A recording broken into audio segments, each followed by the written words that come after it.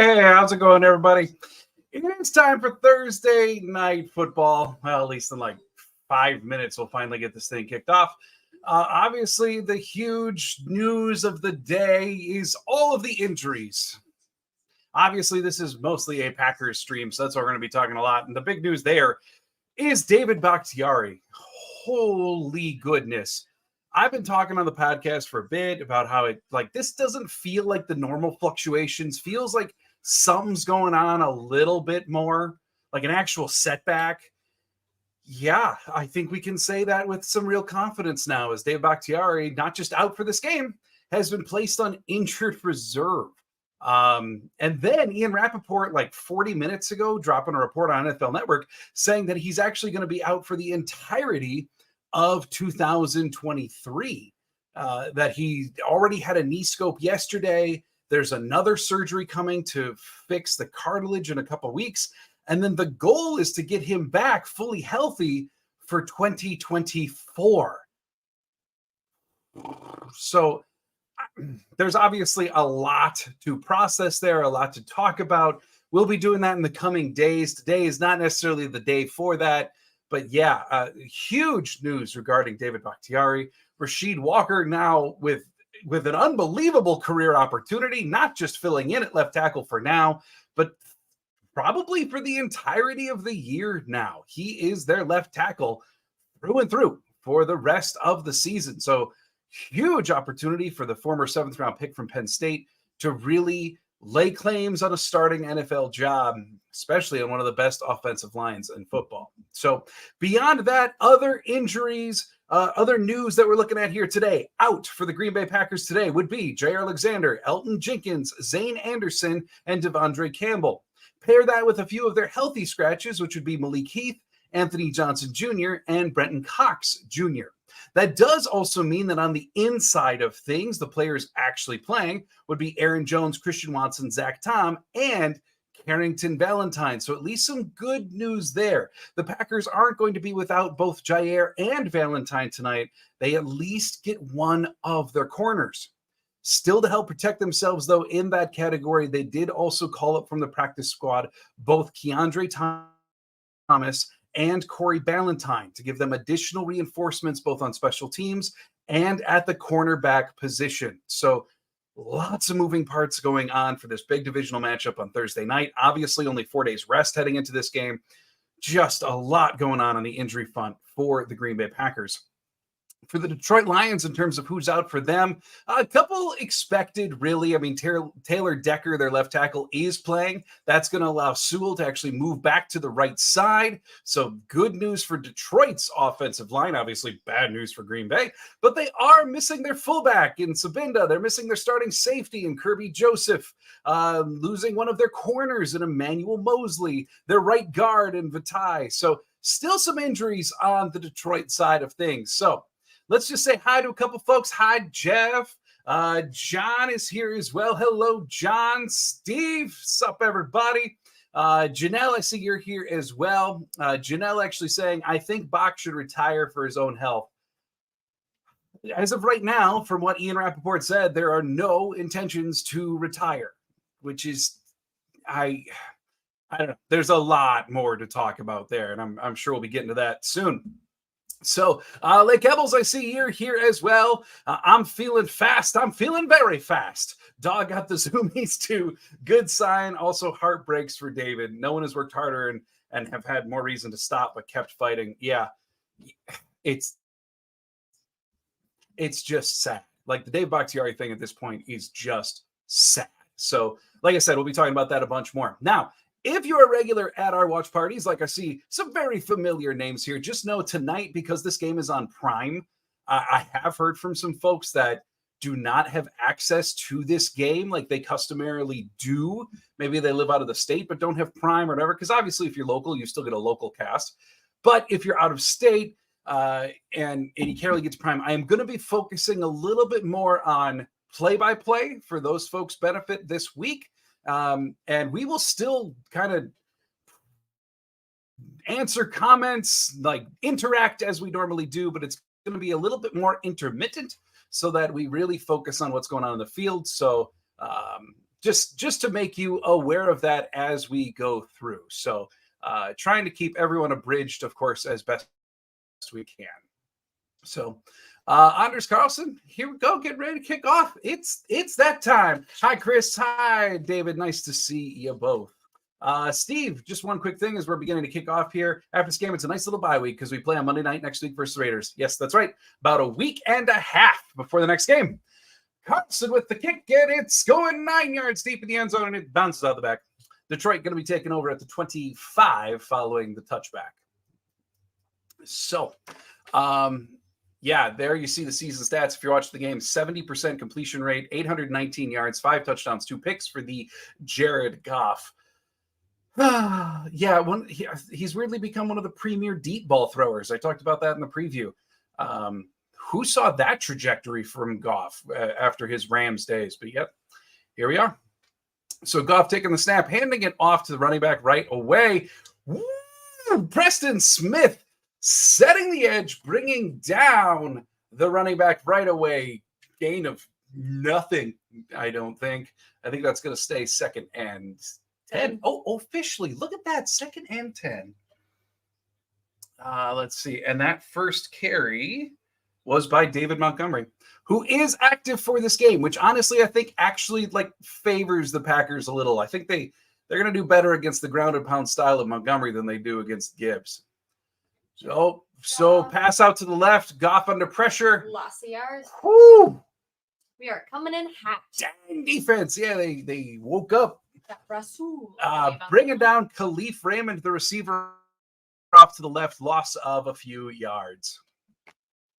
So going to be third and officially 11 now for the Detroit Lions. Great two-play start for the Packer D. And that is one of the keys, right?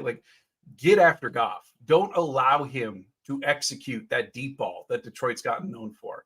Make them tighten up. So Goff in shotgun, empty set all around him, takes the snap, rolls back, and it's picked already. Rudy Ford with the interception. Rudy, yeah, nice return for Rudy too. Woo, what a start. Rudy Ford picking off Goff. We are coming out with a bang. Oh, that's beautiful. Good start. Yeah, I mean, Goff just kind of sailed it. He had a guy in the middle of the field, but he just put a lot of air under that, and Rudy Ford just kind of plucked it out. Yeah, Ford cut over from the left sideline, made the play. Rudy Ford. All right. So I see, let's see, like Kebbles is saying, I like to look down on the Lions, but Jared Gass proved a lot of doubters wrong that he was a bum. Yeah, right? Very effective. Jordan Love out there already in shotgun, starting off with the ball in the 16. He takes the snap and got pressure. Dances, but he's got time. He rolls right and attempts to dump it off to Jones, who was not alone. Lions were around him. Incomplete pass. Yeah. Second and 10. Yeah, I mean, you got to try it if you're Love, right? You got to find something. But yeah, that was not the wisest throw we've ever made. So, Commando G-Man, I see you just got here. Hello to you. Good evening. This beautiful Thursday night after a hazy as all get out day here in Wisconsin. Love and shotgun again, completely empty set all around him. Second and 10 for Green Bay. Takes a snap. Looking to his right. Nobody there. Looking to his left. And down he goes. Aiden Hutchinson getting home for the Lions. That pocket is collapsing quickly. Yeah, that was one of those classic, I'm taking the ball here in shotgun, and the pocket just fell on top of Love. I mean, Hutchinson's so good.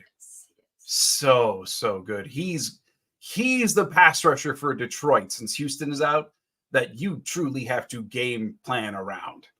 And Zach Tom being in tonight is obviously a good thing, but this is where Bakhtiari and Jenkins, the loss of them really is felt. 3rd and 19 for Green Bay. Love takes the snap and throws it over the top to Romeo. Romeo Dobbs for a few yard gain, bringing on 4th down. Chris, I see your comment here, Chris. I de-supported Ohio State over the weekend. I probably now support Wisconsin football. You are now singular in your allegiance for college football. Well done, sir. 4th and 10 now for the Packers. Anders Carlson on to try a 34-yard field goal, just about on the left line. Snap, hold, kick. Oh, and it is good. You know what? That young man, perfect in his career thus far. Perfect. And he hits from 34. Green Bay's got an early lead. There you go. Get the turnover, turn it into points. There you go. You got yourself a nice lead already. As Commando G-Man says, in Anders we trust. That's the truth. That's the truth. I am quite affectionate to this rookie kicker. Scott does have a good point. Don't jinx him. Hey, I've been supporting Anders from the very beginning. I think I'm firmly in the pro Anders camp, so me saying positive things isn't going to jinx him. I think this is one case where I'm actually safe. Hopefully. We'll see. Yeah. The Kebble's saying, how awesome of the Lions getting GB start with the ball both halves. I know. Downright considerate. It's the kind of thing the lovable losers do. It's very nice. Oh, by the way, if anyone watched the Amazon Prime pregame show, normally I like that crew that they've got there. Tony Gonzalez, Sherman, Whitworth. This was a little bit of a rough pregame show, if you happen to catch that. This was not their finest. All right, David saying in Anders we trust. Like it. I do like that rookie kicker. I did see, I think it was Bill Huber put out a tweet during pregame warmups that Anders actually in warmups tried a 59-yarder. And he missed it to the right. But distance-wise, Huber said that it had several yards to go. Like if it was actually straight and true, several yards on top of the 59, it would have been good from. So that is all the reason alone to have faith in this young kicker.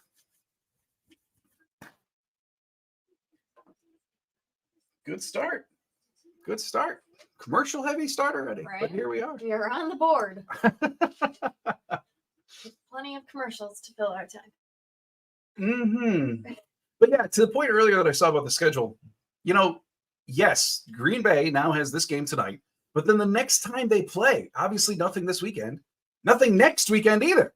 They don't play until Monday Night Football, which is fantastic, especially for such a banged up team. Yeah. They are in need of this kind of like almost mini bye, if you want to call it that. And then following the Monday game, they actually go into their real bye. It's not much Packer football in our near future. Nonetheless, really good timing for a very banged up football team. Carlson kicks off for a touchback. The Lions starting on the 25. Here we go. Like I was saying, personal take, only teams coming out of a bye should be playing Thursday. I was just talking about this with someone the other day. While the Lions are still getting set up here. Yeah, I get it. Talk to you a lot. But it's I just have the feeling like Thursday Night Football should only be in the stretch of the season where byes exist, and then have it be two teams coming out of a bye. To me, that just makes the most sense, and it becomes a little bit more of an event that way. All right, we got a run for maybe a yard. Thereabouts. Yeah, Jahmyr Gibbs looks like he got the carry on that one, I believe. I think. Oh, no, that one's Montgomery. I'm sorry. Number 5, David Montgomery. Gaining yard and a half to 2. 2nd and 8 for the Lions. I made note of this in the pregame show, but the Detroit Lions have figured out how to defend the run.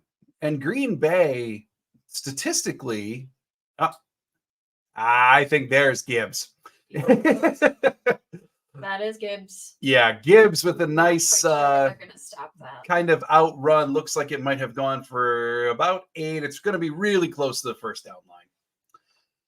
See, And that's Gibbs showing very impressive burst, wiggle, pull out, whatever like adjective you want to use. He's very quick, very tough to bring down, a la a Bijan Robinson from a couple weeks ago. So I like David Montgomery being in this game for Detroit more than I like Jahmyr Gibbs being in this game.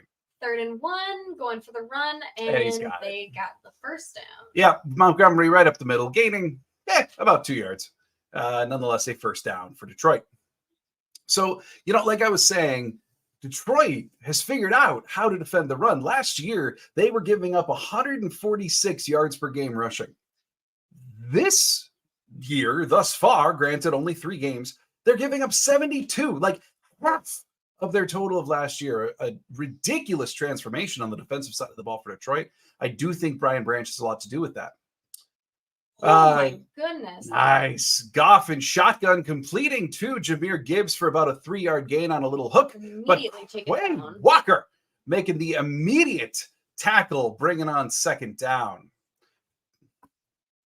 So, but that kind of transformation statistically hasn't happened for Green Bay yet. They're still middle of the pack in terms of their rushing defense, depending on some metrics, near to the bottom of the NFL and other metrics, but they seem to go in these spurts. 2nd and 7, Lions going for a run, gain of maybe 2. That was Montgomery. Yeah, Montgomery. McDuffie and Igbare in on the tackle, as well as TJ Slayton was in there as well. So, that's the thing with Green Bay is if you look at the totality of their statistics in terms of run defense, they still, just from a purely statistical standpoint, aren't great at it. But they do go through these stretches where they are very, very difficult to run on. The Saints did not have a lot of success running last week, and it's thus far the same thing here. Whoa! Goff dropping back, completing across the middle to his big tight end, Sam Laporta, who just sheds some tacklers. Trucks forward. That's going to go down for about a 20-yard gain.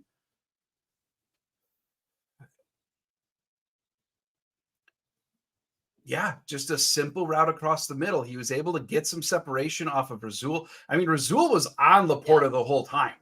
It's just Laporta is bigger and stronger than Rasul, so he kind of just like nothing. He just kind of shed him right off, and then kept trucking. Luckily, even Rudy Ford had a difficult time bringing him down. Luckily, Rudy at least did bring him down. So, Goff dropping back. Oh goodness! Touchdown.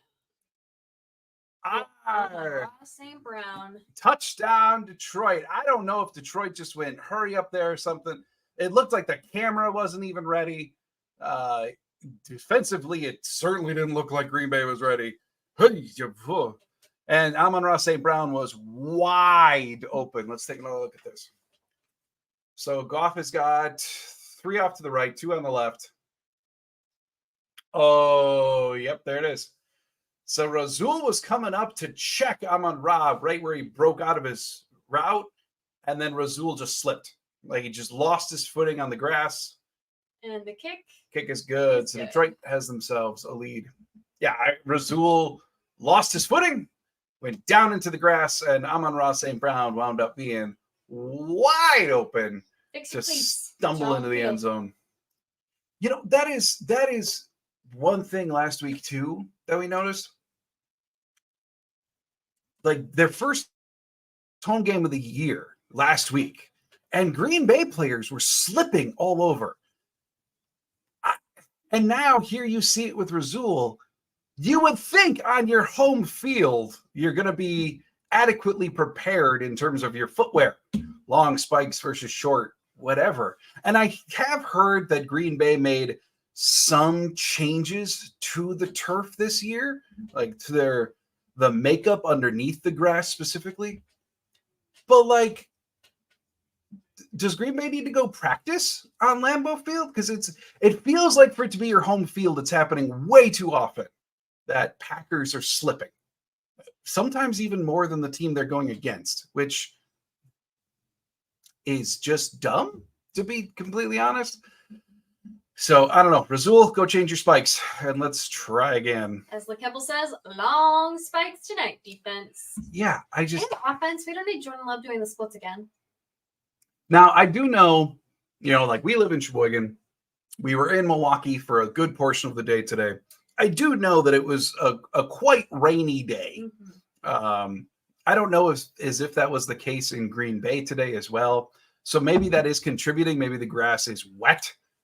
Still, though, like there's really no excuse to be slipping all over your home field if the visitors aren't even slipping. Just odd and nonsensical, to be honest. So, quick moving game. Detroit up 7-3.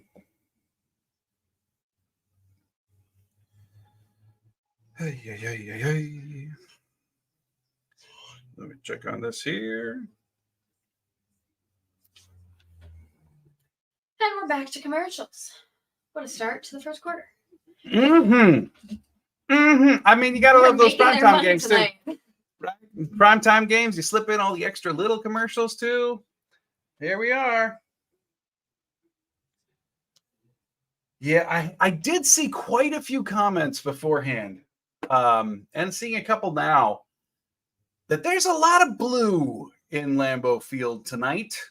A lot of Detroit fans who found their way in. I do know that this was a gold package game, and gold package doesn't traditionally have the best reputation for holding on to their seats and not selling them.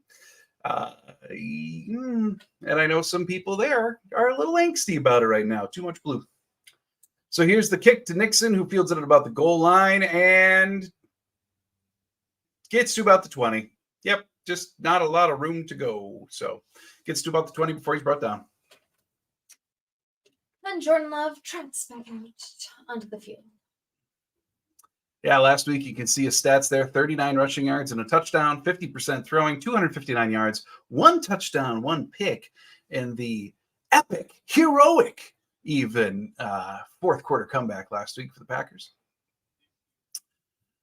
Now he's getting up to the line, and we got 3 eligible off to the right-hand side, a running back behind him as well, looks to be Jones, 1 receiver off to the left-hand side. Watson and Dobbs, the 2 receivers on the field. Play action. Play action to Jones. That does not work out as Bugs, the interior defensive lineman for Detroit, who was a nightmare last year against Green Bay, forces his way into the pocket. Looks as though, oh, God. He beat Josh Myers. he like his first initial step beat Josh Myers, and then Newman stepped over to help, which did not offer any help. He split between both of them and then brought down Love. This pocket is collapsing. We need quick. Yeah, Love. So there you go. There's a quick pass. Love attempting it to Dobbs on a quick slant. Jacobs in coverage. Looked like the throw, at least from this angle, it was a little bit behind Dobbs. Either way, it was just off. Falls incomplete. 3rd and 16 coming up now for Green Bay. I mean, I don't understand. What is there to lose by trying Sean Ryan at left guard at this point? Like, I know Royce has been mediocre filling in for Elton, but is there really something to lose at this point? You know, if Sean Ryan plays well, you found yourself a long-term starter. If he doesn't, Love dropping back on 3rd and 16, feeling pressure, eventually flips it to Dillon. It goes into the dirt, but we got a flag.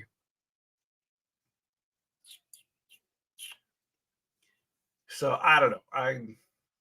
Granted, Packers coaching staff knows more of what Sean Ryan's doing right now than we do, but still. According to Amazon Prime's advanced statistics, the Packers offense needs to keep Love alive, which so far tracks. Yeah, ain't working. And now John Runyon Jr. is limping off the field. Oh, good. Losing another interior lineman is not exactly ideal at this time, although maybe we'd get Sean Ryan now. You're now 4th and 16. So the penalty was holding, which of course the Lions declined. We got 4th and 16, and the Irishman, Dan Whelan, now in to punt it away. And he punts it, but it doesn't matter because we got a flag. Let's do it again. Oh. Camera almost caught LaFleur saying some naughty words. Right? LaFleur needs to remember to bring that up. Push it back 5 more yards as edge rusher Kingsley Enagbare, who's in on punt team, winds up doing a false start. That's going to make it 4th and 21 for Green Bay, now backed up to about their 9-yard line. So, Wheelan, if you got that big leg, now's the time. And he airs it out. Yeah, okay. All right, that works. In the air, it gets to about Detroit's 38. And then Khalif Raymond with the return. Isaiah McDuffie, the tackle, the spinning tackle. But nonetheless, Detroit's going to take over with the ball at about the 45. Got Commando saying, please, not a bad start again. Not the Well, best. there was the pick and the field goal. Right? We had that for like 2 minutes. It was a beautiful start. And then, we're finding this rhythm again. It's time to turn around. Oh, obviously. Yes. Very, very early. But it's just we get stagnant every time. And I'm with the predominant thought that's out there. I've been pounding the table for weeks now. I don't have optimism about running the ball against Detroit since they figured out how to play run defense. You have Watson back. You have Jones back. I know there was the one incomplete quick slant to Dobbs. But the quick pass game is realistically where you're going to find success tonight. It also is where you may find the rhythm that they actually experienced against the Saints last week in the fourth quarter or in some of the earlier quarters against Atlanta. Get the quick pass game working. Get Love into a rhythm. Stop drawing things out so far. Especially with our pocket collapsing as quickly as it is, we need the quick game now. Yeah. So what do we got here? I see a couple comments rolling in. Got Steven saying, turn the volume up. I can listen anyway. Give me a visual. Which way and the radio dial are we going? So why? Is our volume inconsistent? Is that what you're saying? Or are you talking how good, bad, or ugly we're doing on the field? Because we didn't touch anything, Steven. I promise. We got Steve saying, I want to see down the field to see why he isn't throwing it. Yeah, that was a huge problem for 3 quarters last week was wide receiver separation. And plus, there's the advanced stat out there that Green Bay last week was 5 of 22 on contested catch opportunities. Last week for 3 quarters, the receivers really did not do Jordan Love many favors. Maybe we're seeing that again here throughout these first couple of drives. I think it's more so right now that the pocket is collapsing very quickly. Frankly, it's collapsing a lot quicker than Love has been accustomed to over the last couple of weeks. So that may be part of it, but still plenty of time to adjust only some quick plays into this game. All right, we got Jared Goff on the field. And play action to Montgomery, and Goff winds up airing it out to nobody. That's an incomplete pass. Going to be 2nd and 10 for Detroit. Yeah, Goff looked to just overthrow a little bit there. So I see a couple more comments here. The Keble saying not a single run play yet. Also, Runyon seems fine. Well, that's good. Okay, good. Yeah, last I saw was just a limping. So, but that's good. Another loss on the interior O-line would not be ideal for Green Bay. Goff now in shotgun. Gibbs off to his right, and the handoff is to Gibbs, who finds a little crease, winds up gaining about 7 before everyone just stops as they run into each other. Going to set up about 3rd and 3 now with 6:50 to go in the first quarter for Detroit. Oh, yeah. Okay, so now they're showing it actually on the screen. John Runyon Jr. getting taped up. Looks to be his left ankle. They're putting the big tape on. So hopefully he's good to go to come right back in and not have to miss any more time. Goff now in shotgun, 3 receivers off to the left, empty set all around him, 2 off to the right.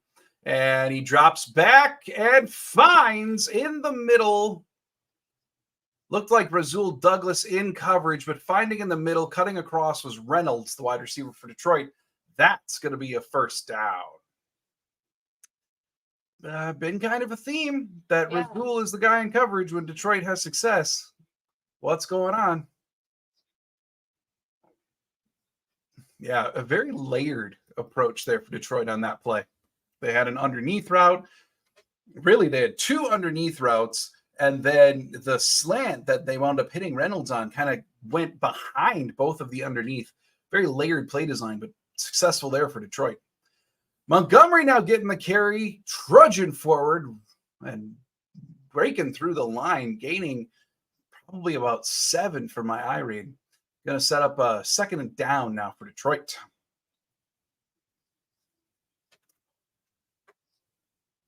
Second and 2. Yeah, so an 8-yard gain. Yep, Enigbari just couldn't bring him down with an arm tackle as Enigbari was still being blocked. So here we go, 2nd and 2, another carry from Montgomery. Trying to make up for the last play, but Montgomery continues to push through.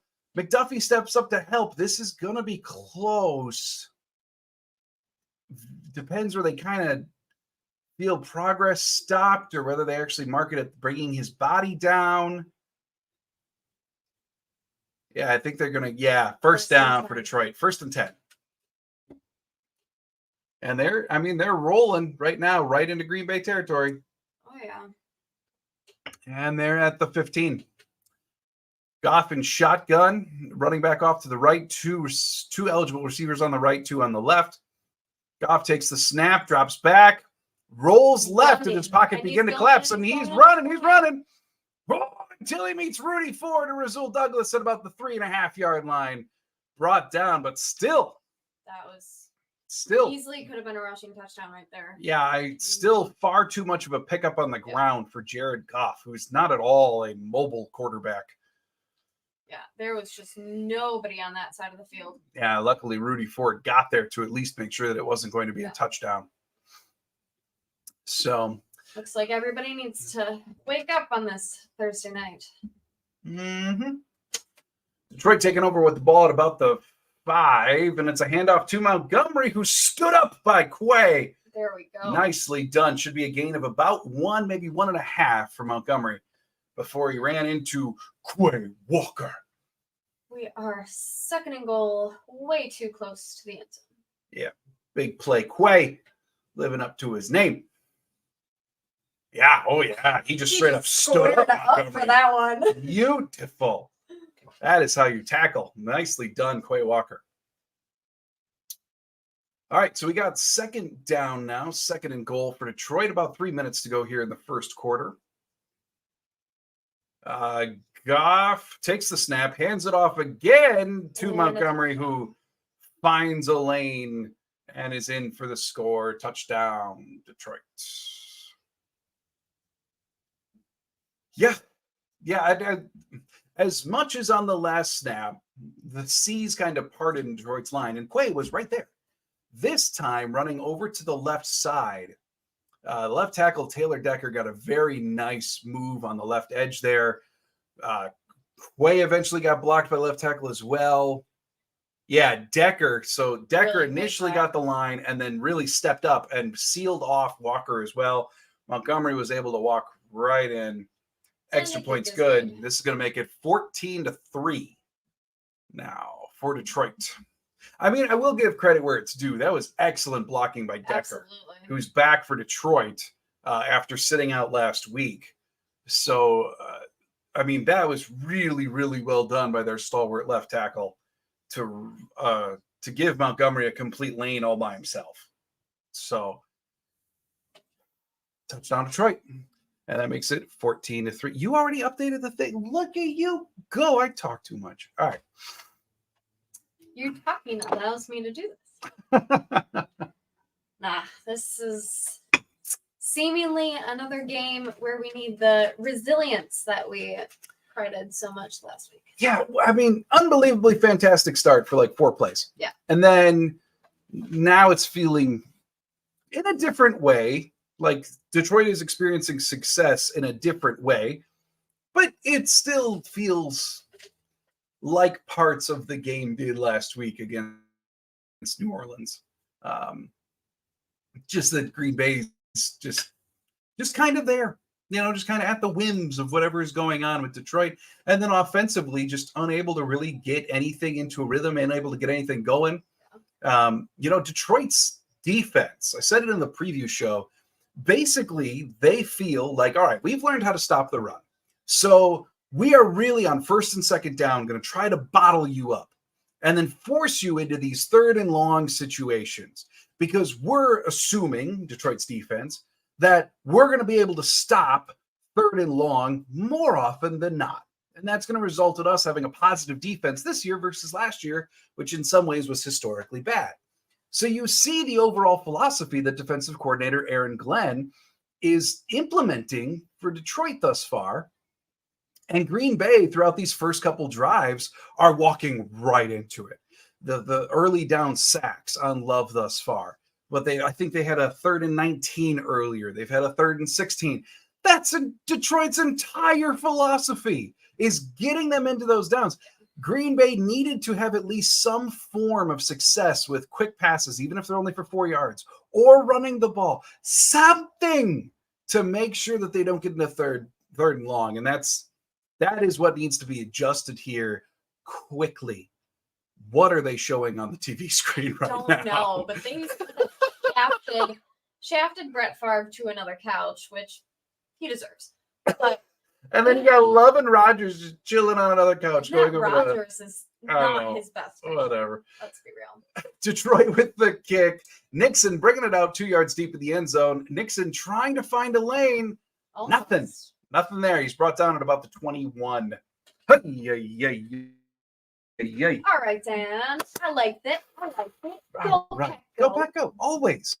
Get some positivity into the vibes of the offense. Oh, wait. Mike Tomczak on the screen right now. Whew, what a throwback. Mike Tomczak, 7 touchdowns in his first 4 games for Green Bay. All right, here we go. 1st and 10 now. They're taking over with the ball on the 20 and 21, let's call it. A.J. Dillon now the back in the backfield. Wide receivers, I for sure don't see Watson out there. Looks like Wicks and Dobbs. Dillon getting a carry up the middle. Maybe 2. Yeah. Feeling nice. Dillon gaining about 2, it appears. He didn't slip on his own that time. He was brought down. Yeah. And I don't mean to be negative, but the Packer run game has been immensely frustrating thus far. We got a gain of 3, 2nd and 7. But hey, that was the first run play of the day for the Packers. So, like I said, just don't get into 3rd and long. So even 3 yards on first down, just chipping away at that. Absolutely. Reed in motion coming across from the left to right. Dillon on the carry. Dillon spinning. Dillon pushing forward. There we go. Dillon gaining about 5 to make 3rd down a lot easier. Nice. And that's the big thing with Dillon. And I think that's what a lot of fans want to see. And that's where a lot of the frustration comes from. Is on that carry alone, you could argue he forced 2 missed tackles, or at least 1. So I think the big thing, that's what they want to see. A.J. Dillon's 250 pounds running with power. It's when he slips over himself or can't break tackles that's what's really concerning. Love dropping back, finding whoa! Throwing the Dobbs across the middle, but the Love-Dobbs connection was not strong. I don't know if it was behind him or over him or what. We got to see that again. But nearly picked if that had gone differently. Nonetheless, incomplete on 3rd down. Yeah, I really want to see this throw again from Love to Dobbs. Nope, we're not going to show it. All right, good. That's why I got a second TV a minute behind. Dan Whelan now on to punt on 4th and 3 for the Packers. The Irishman getting his workout tonight. Yeah, I think he might have even just led him a little bit too far. So sort of incomplete, but Detroit's going to take over with the ball at about the 25-yard line following Whelan's punt. All right. I mean, here's what I will say. about Green Bay's offensive drive that time. They did not wind up in a 3rd and long situation. And I know that's what I was just talking about. I don't mean to sound redundant, but that is such a key to this game for Green Bay. Don't allow Detroit to get you in unfavorable situations. And if that means that you kind of need to do almost like a sacrificial lamb running play every once in a while to chip away 2 or 3, it's what you got to do to set up more favorable 3rd downs so that individuals like Aiden Hutchinson on 3rd down don't just have permission to pin their ears back and go get love. They have to do the little, like, even grind them out plays occasionally. They can't just have Love dropping back for intermediate and deep routes on 1st down every time this week. All right. Back on defense. Oh, let's see. Goff taking the snap, throwing right, one-on-one. What a catch! Absolutely insane catch. So Goff throwing down the right sideline. Carrington Valentine in coverage. That's Reynolds, the wide receiver for Detroit. I think even one-handed. Yep, yeah. Reached out with one hand, pulled that in. Honestly, can't be that mad about that one. That was an insane. That was a great catch. Very, very good catch. As the stats are showing, Goff now 6 of 8 for 108 yards. That ain't good. That's not how you're going to win. Goff now in shotgun for 1st down. Oh, and they're running an end around pitch to number 11, the wide receiver for Detroit, and he's trucking. He's going. Gosh. Finally, Rudy Ford brings him down. Khalif Raymond. Yeah, Raymond is fast.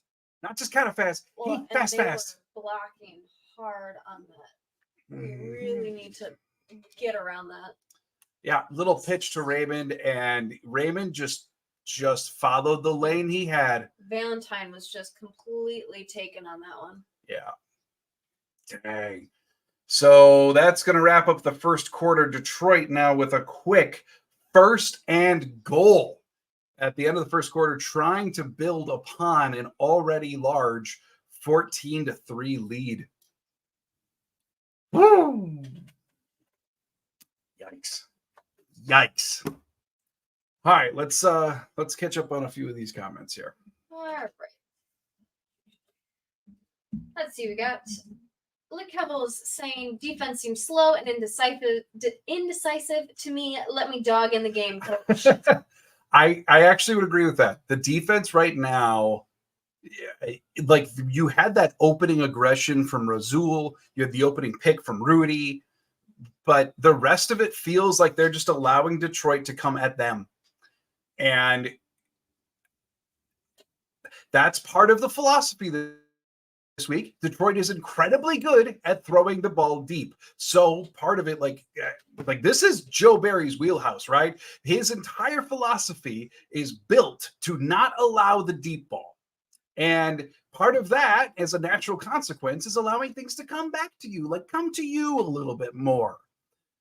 Well, now we're seeing the downside. Detroit isn't trying to air it out that deep.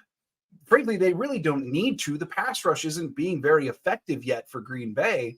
So they're doing these quick things that are catching Green Bay on their heels, and it's working.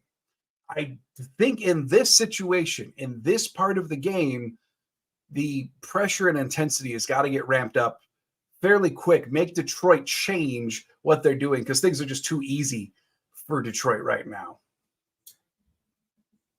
We got Jeff saying quarter 1 being nearly over. Packers not even 10 yards, maybe. Will they even gain 50 yards for the game? So frustrating.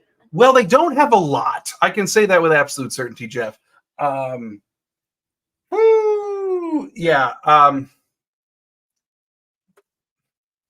Here's the thing, right?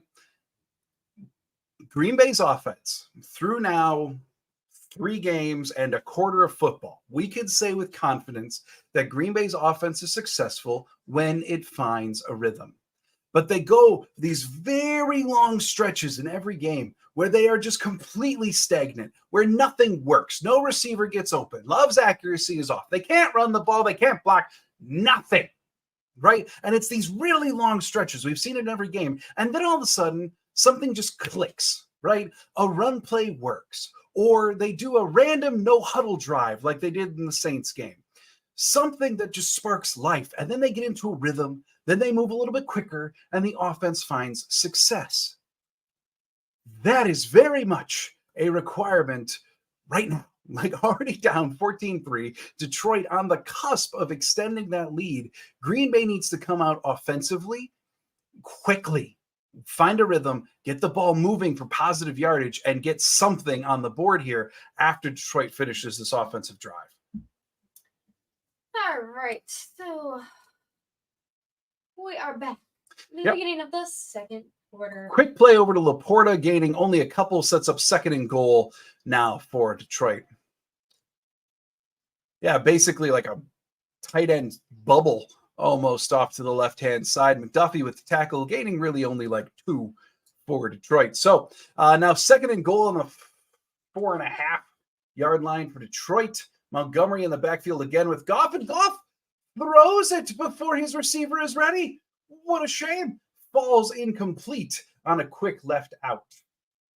So now we're going to end up with third and goal. And hey, we have said this every week, I feel like. The Green Bay defense, bend, but don't break. You can bend, and a field goal is considered a crack. Bend and crack, right? And it's through 2 plays right here. This is what they're doing. We are third and goal in the second quarter. 10 left on the play clock, 14:22 left in the second. We got motion over to the right-hand side. Goff taking the snap out of shotgun. Goff pressured by Gary. He is throwing it And away. Goff winds up throwing it away into the stands. That's a souvenir for somebody. That's nice. And we got a flag on the play. Of course we do. You know, the dude who pulled down the souvenir ball was wearing a light blue shirt. So, you know. Flag is on. Flag is on Detroit to holding penalty. All right. Move Back back. them up. Back them up. Oh, it's on Glasgow. Darn it. He is in for Vitae. They're regularly starting, I believe, right guard. He's their backup guard as well as number 2 center. Like, he's just their do-it-all interior offensive lineman in here. With the holding penalty. Oh, yeah. Yeah, well. Can't hold Gary back. I mean, okay, maybe I was looking at the wrong thing. The O-lineman I was watching did nothing.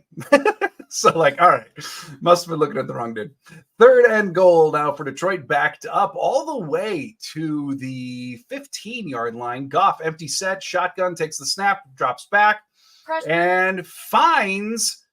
Oh, but it's incomplete. An inaccurate throw to Marvin Jones Jr., the veteran brought back from Jacksonville. Fourth and goal is incomplete. Bend, but don't break, baby. Bend and crack a little to still give up a probable 3. So 14-3, Detroit bringing out their field goal. Bring out the wind. Bend and crack. Do it again. Bend and crack. It's like from the movie Legally Blonde, like the bend and snap. We just do the bend and crack. All right, Riley Patterson, 3 for 3 on the year for field goals, it looks like. That's lovely. And he's now going to try this. Ooh, Green Bay did get some hands up. Doesn't matter. It's good.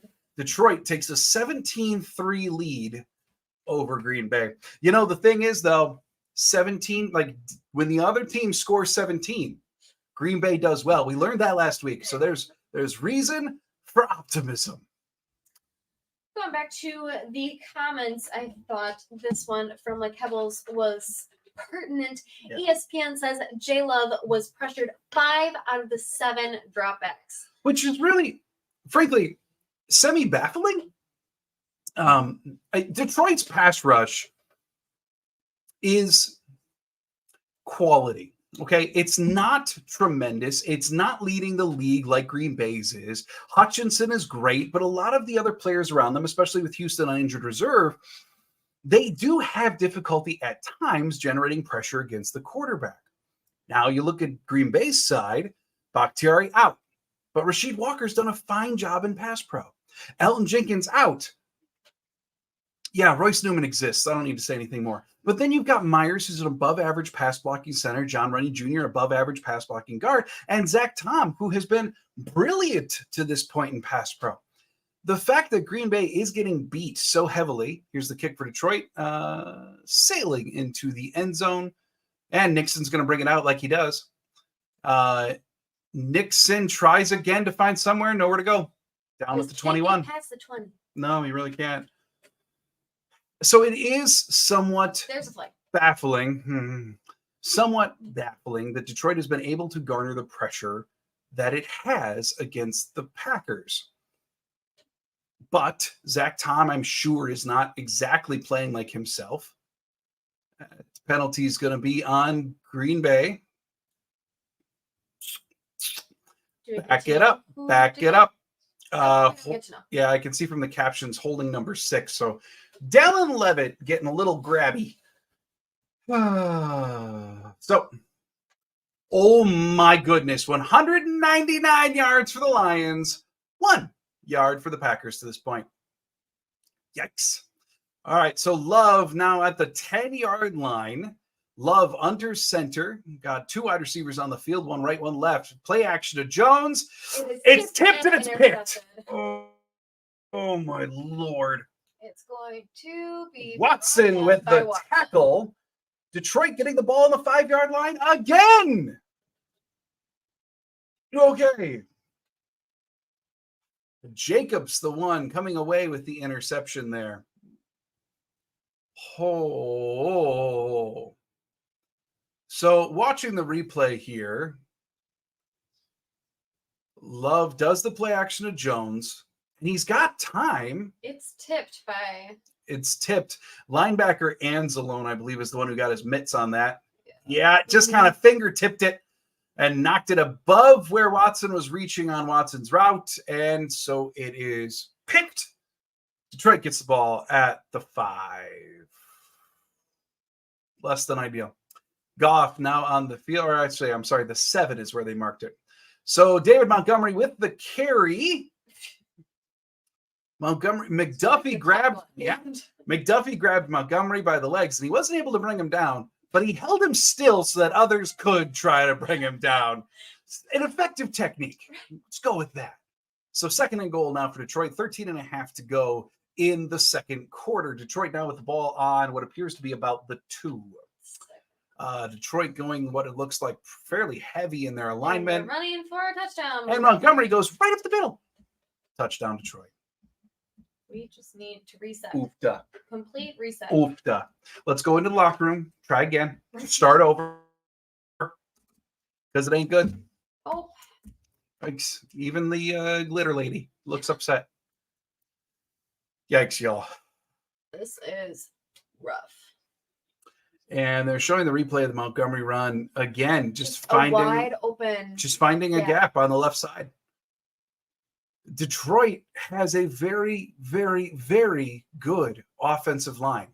And the kick is good. And there was at one point where it looked like, given their injury report, 60% of the starting line was questionable or out, plus their swing tackle, plus their fullback.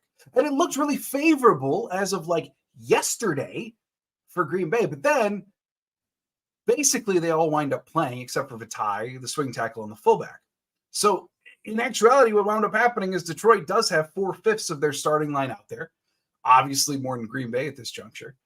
But Detroit's offensive line is one of the best in football. And they're clearly showing it and exploiting the weaknesses in Green Bay's run defense front. And there you have it. Yeah. You can't, when you know you're at a disadvantage, Detroit is a capable running team. Green Bay, not capable very well at defending the run, except for these random bursts in the middle of the field where they're tremendously good at it every game.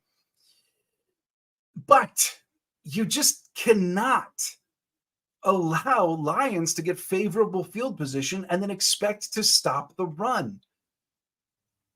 And it's what Green Bay seemingly is allowing them to do. There you have it.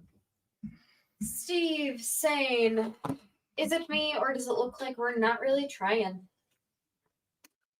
Their piss was hot for 4 plays, Steve, as LaFleur would say. What was it, like 4 or 5 plays? There was the interception by Rudy, the field goal. Oh, we were cooking. And then someone threw the piss in the freezer. And now we're just sleepwalking. And Green Bay needs to do something to spark themselves, specifically on offense. 1 offensive yard to this point It's just shameful. It's pathetic. It just is. They are getting dominated completely. And they don't seemingly have a rhythm to break out of it with. I love, to this point, it's not just on everyone else this week. Like, Love has not been particularly accurate in this game thus far. And that needs to change very fast for Green Bay to come back. Keble saying may need to do an end around or 2 lines legit uncaring about the sidelines. Jordan's tendencies going to be tested until he can overcome them. Yeah. And I mean, what are the big flaws in Jordan's game right now, right? Inaccuracy deep, or just accuracy total, if you'd like to count that. He still has yet to prove for an entire game that he can be successful against the blitz and pressure. I mean, like, those are the big 2. Right? Like, those are the big 2 things that Love has yet to prove. Detroit's forcing both. They're putting him under constant pressure, and the throws that he's doing are going into tight windows. And we're seeing the very quick results. He's not been accurate enough tonight to overcome it yet to this point. Certainly plenty of time for that to change, though. Absolutely. There's a whole lot of ball game left. That's the truth. All right. Chris saying, when you look back at all the success we've had in the past, this right here is tough. Don't feel good. Nope. That's for sure. Sure as heck no. 13-19 to go in the half. Green Bay taking over with the ball on the 25. Love taking the snap, handing it off to Aaron Jones, who pushes. There we go. Gains 5 on the ground. There we go. We'll take it. I do really like that when Jones gets the ball and he's running up the middle. And then Jones, he always has this tendency to, like, stick out his right arm to, like, create distance between almost like the lineman and himself. And A.J. Dillon might need to pick up that technique a little bit. Honestly, kind of seems like, because, Dillon used to at least really push through tackles. Kind of just seems like Jones just, like, steps on top of them. At times it really does. Yeah. I just, whoa, yeah. We got 2 running backs in the backfield. Oh, no. Oh, it's an option. Oh. It did not go well. Oh, that was so many emotions so fast. Okay, so we had 2 running backs on the field, both Jones and Dillon. Jones left, Dillon right. And they wound up doing an option play. Love kept the ball before eventually, while rolling right, pitching it to Jones. Jones had nowhere to go because DeGuara didn't actually get to his block location. Nope. Like, DeGuara just wasn't quick enough to get out there. Got table tapped. Did a nice little cartwheel. So then Jones gets table topped. And... Or lost y'all. 3rd and 7. Oh, 24-3, 3rd and 7. These are all bad numbers. We got to change something. That's at least some energy. There we go. Love. To a covered Watson for nothing. Brian. Pass for 4th and 7. And all that was just a simple out for Watson. I mean, Brian Branch is incredibly good. Brian Branch is not as fast as Christian Watson. So even in these little routes, Watson's got to create some separation there. And at least from that, nothing at all. Branch was right on top of Watson. And we are punting. Wheeling with the punt, and he does have a leg. My goodness. Oh! On! Punting it all the way. Gotta make that tackle, man. Yeah, punting it all the way to the 20. Jonathan Owens dives at the feet of the returner, kind of trips up the returner, unable to actually bring him down. And then a return of about 10. Looks like Detroit's going to take over at about the 30 as the game comes back from an inevitable commercial break. Jeez. So the thing is, offensively, for Green Bay, one, it's been this constant theme now where the receivers aren't necessarily getting enough separation. Plus, Love's ball placement is less than ideal. And when you do those two things together, you are going to wind up with a very lackluster pass attack unless scheme-wise you completely and utterly scheme someone open, which we've seen in previous games. Think of how many times Musgrave has been open down the seam. Now, granted, both of the examples I'm thinking of off the top of my head, the pass was missed to Musgrave, but nonetheless, that was an open receiver. And there's been times where guys have gotten schemed open over the last 3 weeks. Thus far, in this game, it's not happening. The only throws are going to guys that are already heavily covered, and then they inevitably fall to the dirt broken up because of ball placement, because of lack of ability to make a contested catch, etc., etc., etc. It's just this, the passing attack, I don't want to say it feels broken, but it feels stuck in neutral right now until they change their approach. And a quick out to Watson with Brian Branch in coverage, not a change in approach. That's just not. Let's see. We got Couple saying, I can see why Green Bay was trying to go deep. This defense is suffocating hands and bodies all over the ball. Yeah, I mean, to an extent, though, I mean, I get it, right? Because the close-up defense for Detroit has been better than they've been really at all this season.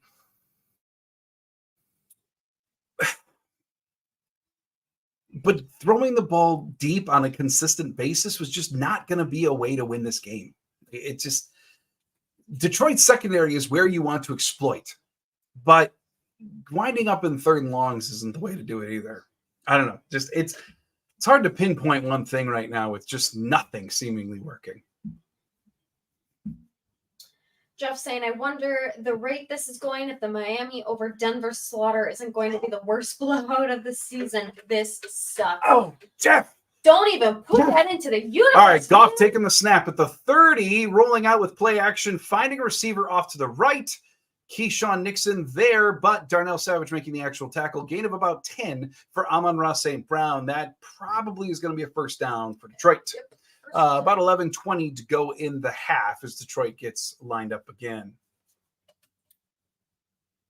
Yeah, Steve saying, I love missed tackles at the legs and feet. Ain't it great? And Green Bay seems to have a real propensity to want to tackle like that. It's very frustrating. All right, so here we go. Goff now at the 40, taking the snap, handing it off to Montgomery, who gets out to the right. Gain of 6 or 7? Yeah, Rashawn Gary in on the tackle as Montgomery kind of stuck around him, but Gary caught up. We got flag. Yes, we do. We got a flag. We do. Indeed. Flag on the Lions. Oh, back it up. No, can't do. That's a no-no. You should know that. You're in the NFL. Come on. Even I know that. All right, 1st and 20 now for the Detroit Lions. 10:50 to go in the half. That's so much better than 1st and 10. Right. It's got a nice ring. Keep them doing that. Yeah, let's just keep it at 1st and 20, though. All right, Detroit back on the 30. Goff in shotgun. Gibbs motioning behind him, and it's a handoff to Montgomery, gaining 2-3 yards. So 2nd and 17 going to be upcoming for Detroit. I like it.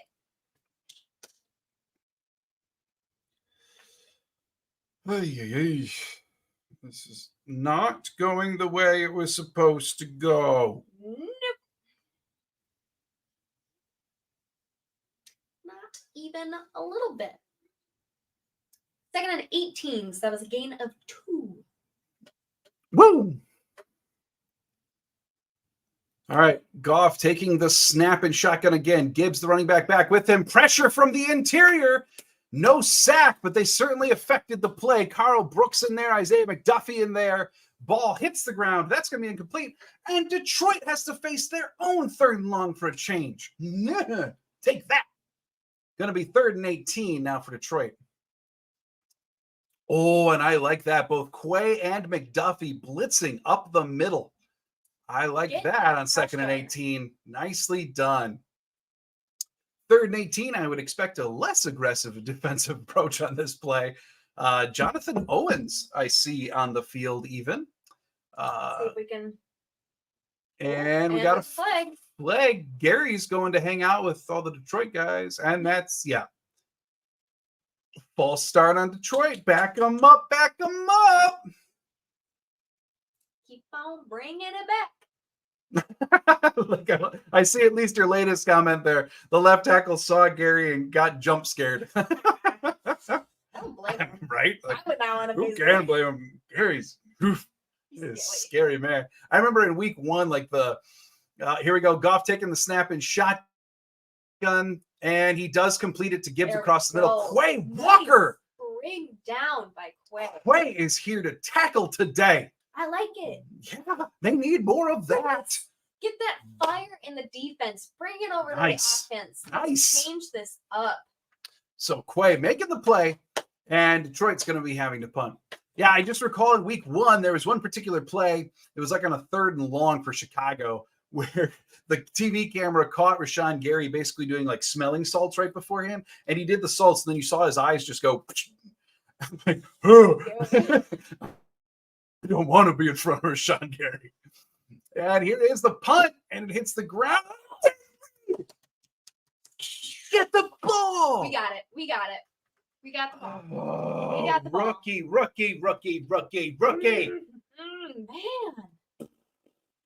So, okay. Goodness gracious. Punt comes in, and it hits the ground, but then Jaden Reed,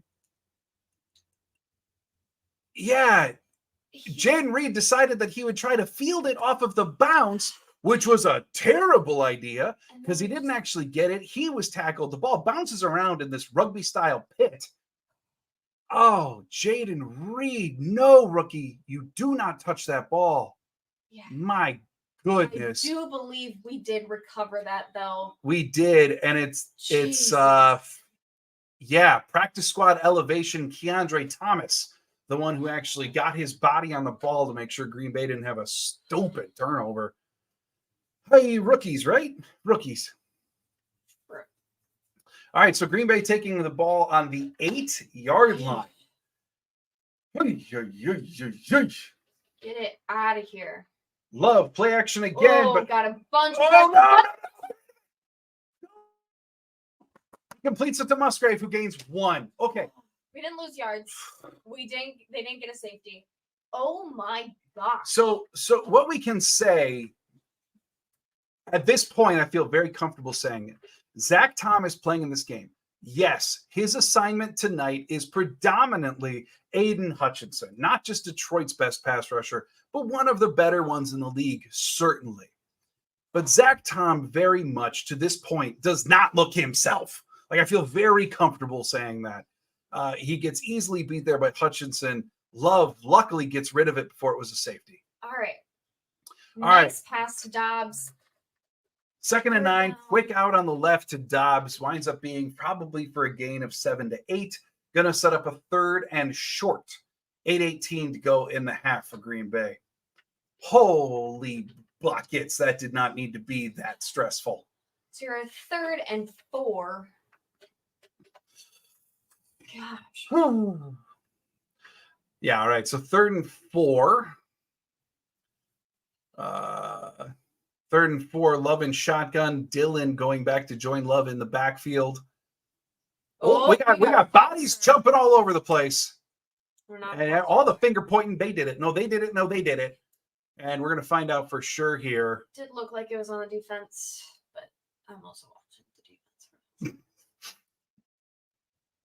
There we go. Offsides on the defense. That's an automatic first down. Well, automatic in that it was 4 yards and then it was 5-yard penalty. Y'all get what I'm saying. First down for Green Bay. We can use that. You know what? Even picking up first downs through penalties, still first downs, still a step in the right direction.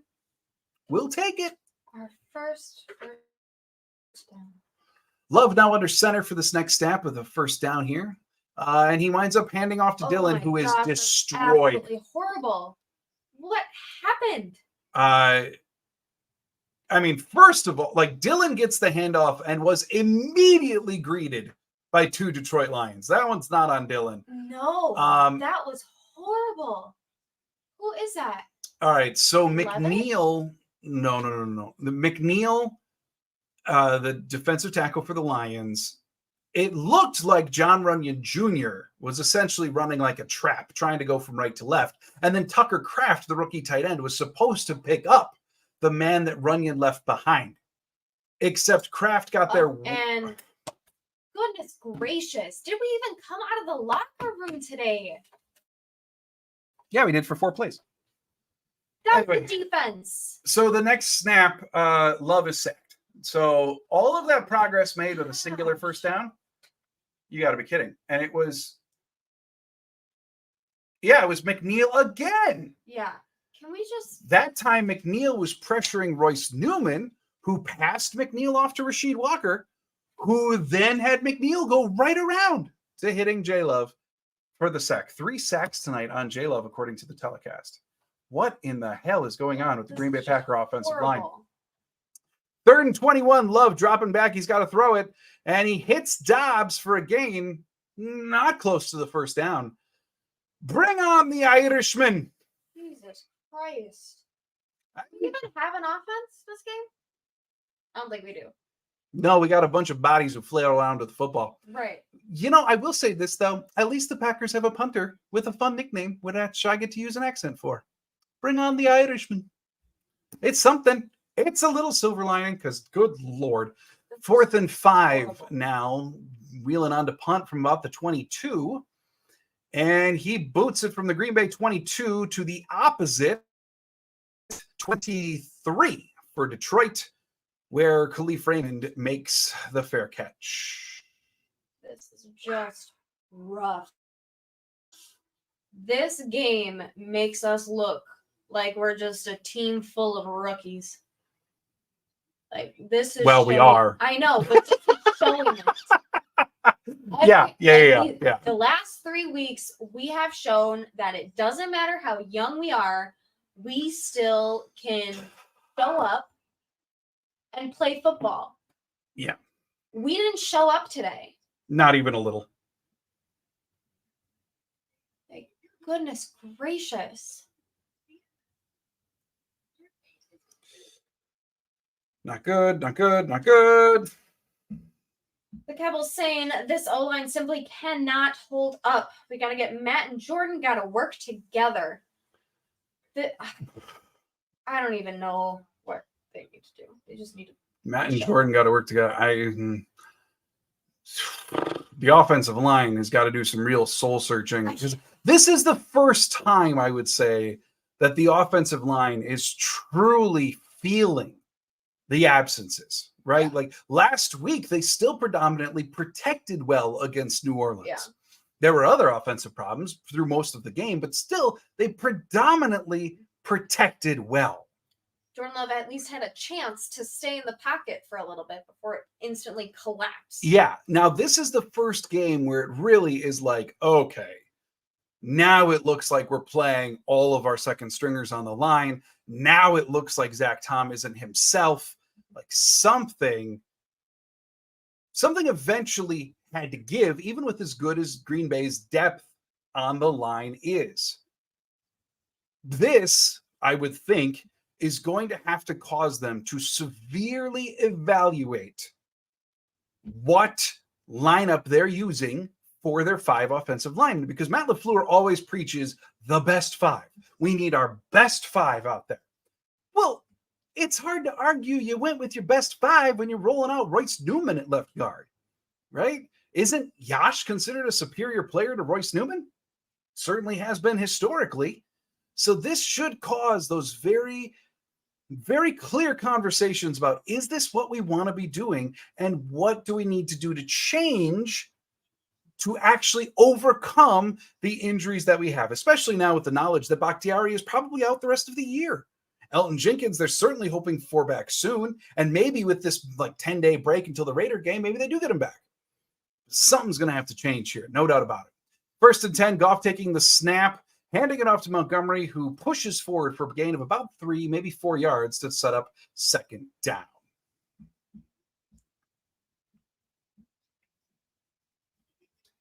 Jeff Schultz saying, looks like high school kids against grown men. And I can't say I disagree. You know what? It hasn't hit proportions yet of what the Chiefs did against the Bears this last week, which truly looked like only one NFL team on the field, because holy goodness, that was, we're at least making some plays. Goff throwing across the middle to Laporta, who's on a quick curl, gaining 5 of the 6 that they need. Going to set up 3rd and 1 with about 4:45 here to go in the half.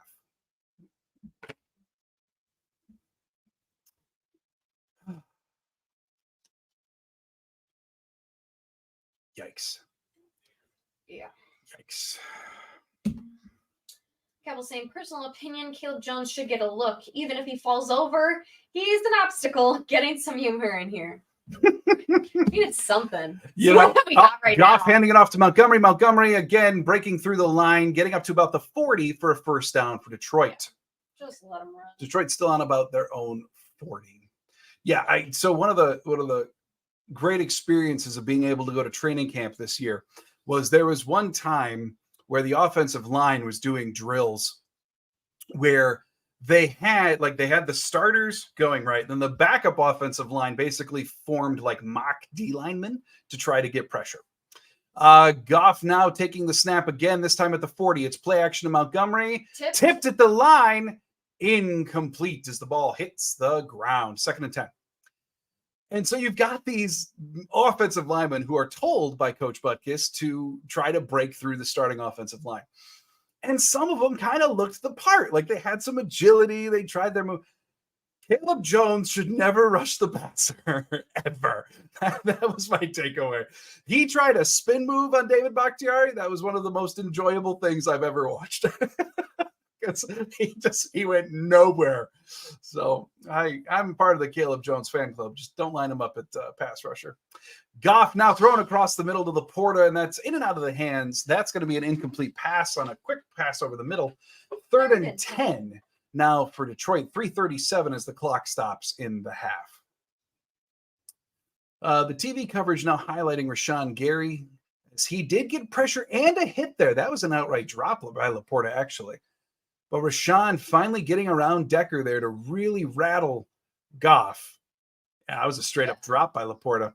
So incomplete pass. Need a little bit more out of that, Rashawn. Detroit's offense is a little bit too comfortable. Oh, yeah. 3rd and 10, 5 seconds to go on the play clock. They got Amon-Ra St. Brown moving in motion. Snap out of shotgun. Goff across. Oh, come on. Come on. Goff. What the heck? Can somebody tackle the man? Goff across the middle, complete to Amon-Ra St. Brown on a slant. Jesus. And then 3 Packers miss Amon-Ra St. Brown. Turns into about a 12-yard completion for the first down. So let's see who the missed tackles are by. There it is. All right. So first would be Darnell, who took a poor angle. Keyshawn Nixon, who had a bad angle. And then Ballantyne. Yeah, that's a poor angle by Savage. Worse angle by Nixon. And then Ballantyne actually got hands around his hips. Couldn't hold on. Brown still wriggled out until Eric Wilson actually tapped him on the ground to finish it. Why do I feel like this is another week of us? Come on, get there. Goff taking the snap. Pressure from Kobe Wooden. Throws a lame duck ball. Caught by Laporta. Gain of 11. Quay Walker with the tackle. First down. All that Detroit. pressure for nothing. I mean, that was even a lame duck, like not even a spiral, just flipping through the air. Doesn't matter. Laporta's the one to get it. That's going to go down as a first down, Detroit. Another week of, do we need to go back to tackling practice? Pass rusher was Devontae Wyatt, not Wooden. I'm sorry. Wyatt getting the pressure on Goff there. Yeah, Quay in coverage. Laporta was just the first one to where Goff kind of slung it. This ain't good. No, this is they're going to let it go to the 2-minute warning. So there you have it. 2-minute warning. 24-3. Detroit. Exciting times. Like Kevin was saying, Matt LaFleur is screaming at the offense. Dylan then came in and talked to them, according to Andy Herman. I sure hope so. I hope everybody is getting screamed at. Because what are we doing? Nothing. We can't tackle. We can't make a play. We can't protect Jordan Love. What are we doing?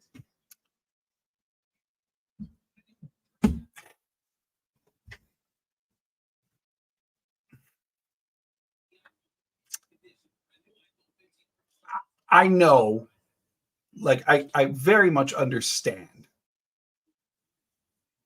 the frustration and everything out there. And I'm not going to make an excuse for it either.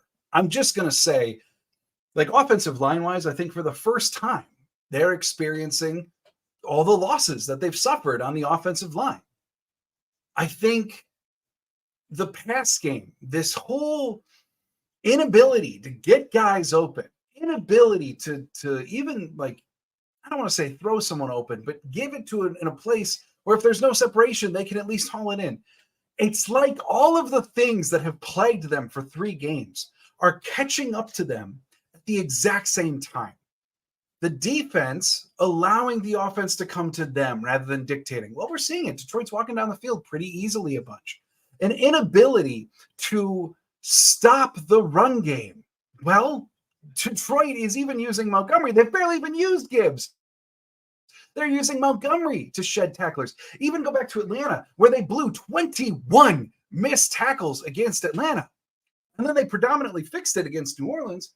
But New Orleans doesn't have the ball carriers like Bijan Robinson or a Gibbs or some of the skill players that a team like Detroit has.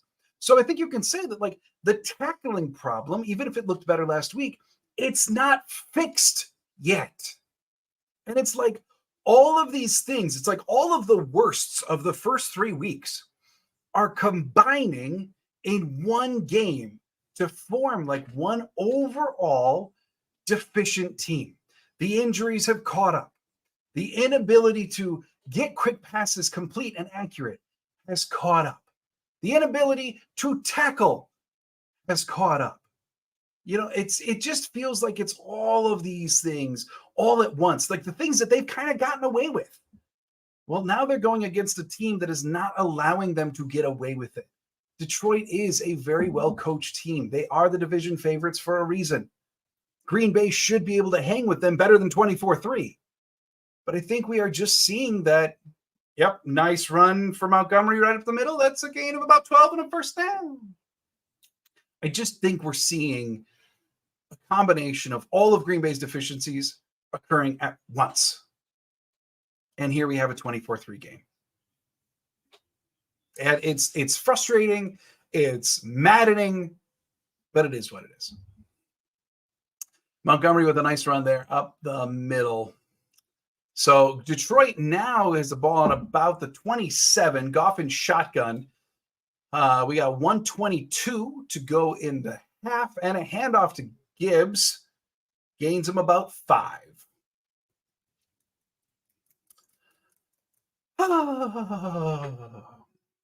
Just over a minute to go in the half. Green Bay opting not to use timeouts. At least on this. Yeah. Green Bay, I think it just wants to get into the half. They're not trying to get the ball back here. As the clock is winding down, 52 seconds to go in the half. We got update from the Kebbles and Musgrave being checked for a concussion for Andy Herman. Just in case we weren't hurt enough. There we go. There's a positive play. There you go. Montgomery with the ball. Anybody bringing him down. And getting in his face with just Just remind him. Just remind him. Second half. I'm still here. I still hit hard. I mean, look at that. Detroit pass rush tonight. Their blitz rate is 0%, yet their pressure rate is 46%. Every offensive lineman for Green Bay has allowed at least one pressure. Straight up, not good enough. It's just not. The injuries are catching up to them, but at the same time, Green Bay's offensive line, even without Bakhtiari and Jenkins, should be better than what they are right now. They're just playing poorly right now. So 3rd and 6 for Detroit, 41 seconds on a stopped clock. Detroit with the ball on the 20, trying to increase this lead. Goff taking the snap out of shotgun, and he throws it into the dirt as Gibbs was trying to get up off the ground, I guess, after he slipped. Regardless, though, incomplete. So clock stopped, 38 seconds. Detroit bringing out the field goal unit. 4th and 6.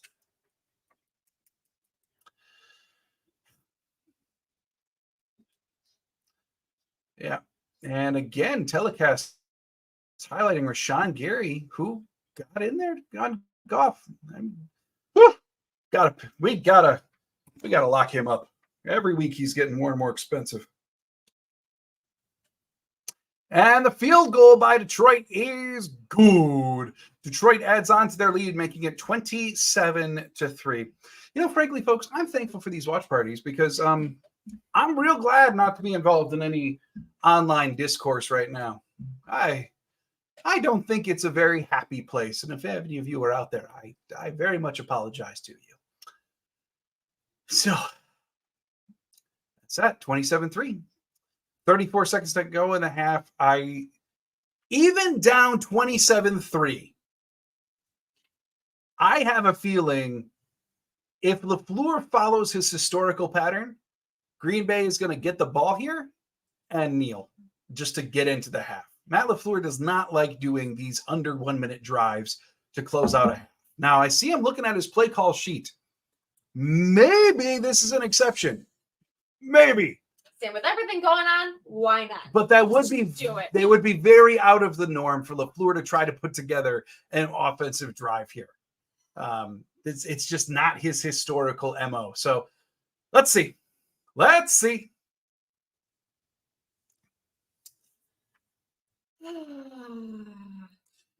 And the kick goes into the end zone. Over the head of Nixon. That's about 8 yards deep in the end zone. Bounces out the back. Jordan Love and company going to take over the ball on the 25. The leading rusher for the Green Bay Packers is A.J. Dillon, who has 3 carries for 4 yards. That's disgusting. Jordan Love, 4 of 10 for 31 yards and a pick. 34 seconds. Here we go. They're in shotgun. I think they're going to do a drive. Yeah. Matt LaFleur going against his tendencies here to try to put something, trying to get the offense some glimmer of hope. Love with a quick completion there to Josiah DeGuara, gain of 5. And the clock is ticking. 24 seconds, 23, 22. Love getting everyone back up to the line. 2nd and 5. Under 20 seconds to go. Love takes the snap and shotgun. And Love dances, rolls out left. Throws it away. Yeah, can't get his footing as pressure was coming in. Winds up going into the dirt. Stops the clock at 12 seconds remaining. Green Bay does still have 2 timeouts. So if they're able to pull off some large play here, they could take a timeout. If it's some kind of large play that gets them into field goal range or something, they do have 2 timeouts. So, man, what is it about this Detroit front that Green Bay could just not block? That is the question. And it's the same thing. I mean, even closing out the season last year, right? When Detroit held Green Bay out of the playoffs. Green Bay couldn't block this Detroit front. And yet Detroit does not seemingly have this much success with their front against other teams as does Green Bay. They don't have a 46% pressure rate like against other teams in the league. Like, I don't understand what's unique that Green Bay seemingly cannot stop them. 3rd and 5, Love takes the snap and shotgun, and he's looking for somebody. Over to the left-hand side, finds DeGuara. 7 seconds to go in the half. That's a first down for Green Bay. Hey.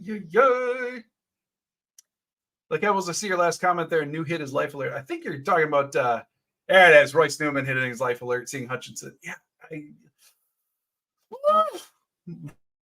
Royce Newman. Oh, buddy, old friend. What's going on, bud? Why not bring in Sean Ryan? Is it going to get worse? Yeah. Let's see what we got. And we got to come out Lions. Yeah.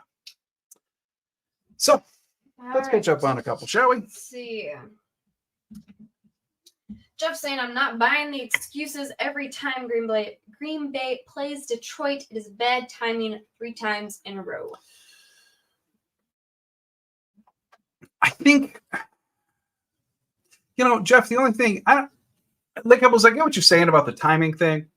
I think it's pretty safe to say at this point, too, that Detroit just has Green Bay's number, right? Like, Detroit performs above their own averages against Detroit. Green Bay plays worse than their own averages against Detroit. Love in shotgun, 7 seconds to go. They're still trying to put something together here. And all right. So it was basically like a kind of back shoulder to Dobbs along the sideline there. Would have been about a first down, but Joseph was essentially laying on top of Dobbs. So that is defensive pass interference. Add that to the stats because we're already leading the league in defensive pass interference yards. Let's just keep doing that. That's oh yeah, you can't do that, Joseph. No. Or Jacobs, I'm sorry. Joseph's out.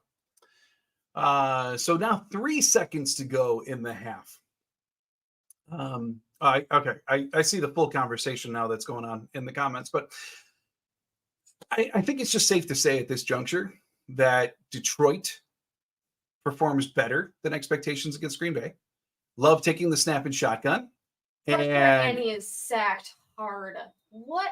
I mean, nothing even remotely developed. No. Love got to the back of his drop back, and the pocket had already collapsed around both tackles. It kind of just didn't look like the line did anything.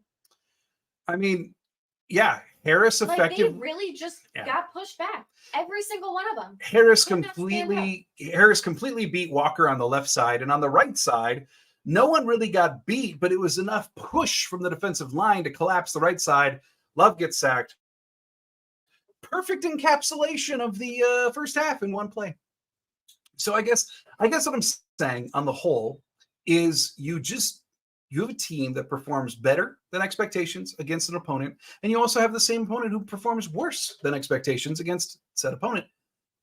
That generally, after it happens enough times, is reason to say like they just have Green Bay by the number. And that is up to Matt LaFleur and company to figure out why this is a consistent issue. And they have yet to do it. We see this all the time, right?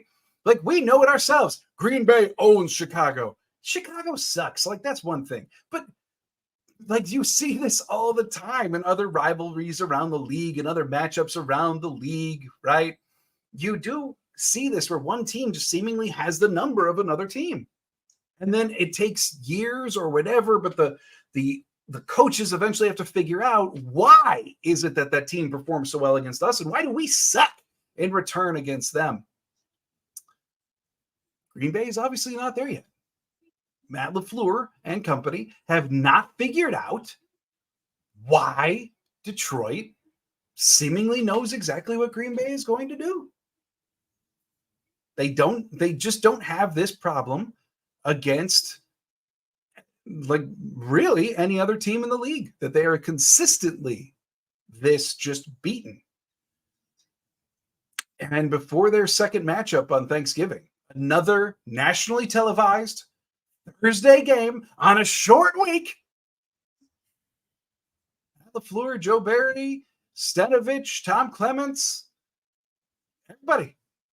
You know, they gotta channel the ghost of Lombardi, chat with him, whatever. They got to figure out why it is that Detroit has their number.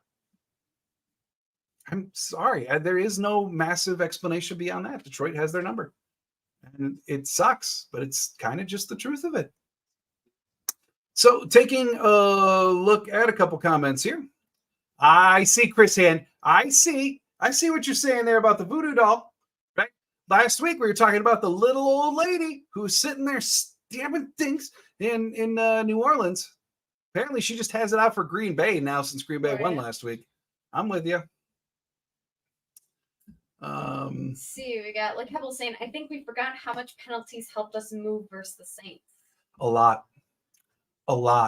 Green Bay, I don't remember the exact numbers, but Green Bay like leads the league in overall penalties, but not penalty yardage. In fact, they're one of the largest benefactors of yardage against them because they've kind of adapted this. Well, we can't necessarily complete it deep, but what we can do is throw it to contested guys deep and then get a 45-yard penalty. Yeah, that's something.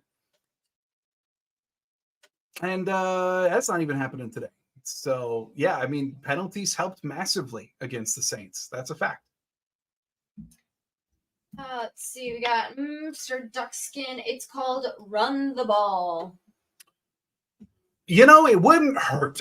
Yeah, I mean, you got to switch it up. If Jordan Love is getting absolutely demolished, he's getting pummeled. I mean, that's the thing. You're not going to be able to complete a pass if he doesn't have a second to find somebody. And yet, when they run the ball, I mean, look, their leading rusher, at least as of a few plays ago, was A.J. Dillon with 3 carries for 4 yards. So there is an element, like I was saying earlier, of like the sacrificial lamb approach of just running to run it. Even if it gets you 2 yards, 2 yards gained is better than an incomplete pass or a sack. So it's something. Well, and get Jones back out there too. He had a. Well, Jones is still. They acknowledged, or the reports were that Jones and Watson would still be on some kind of snap count, some kind of limitation as they're continuing to come back from their hamstring injuries. So it's not as simple this week as like Jones is just going to go out there for every single play. And he hasn't exactly looked like his dynamic self yet either. So he was out there twice. Oh, he's been out there more than 2 snaps. He was used twice. Well, okay. Yeah.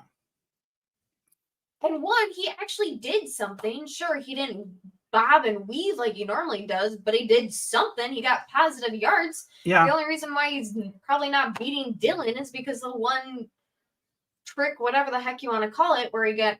Oh, yeah, where he lost a bunch. Yeah. Right. And he got toppled. Yeah. I mean, but the interior of the offensive line, in order to run the ball, has got to be better.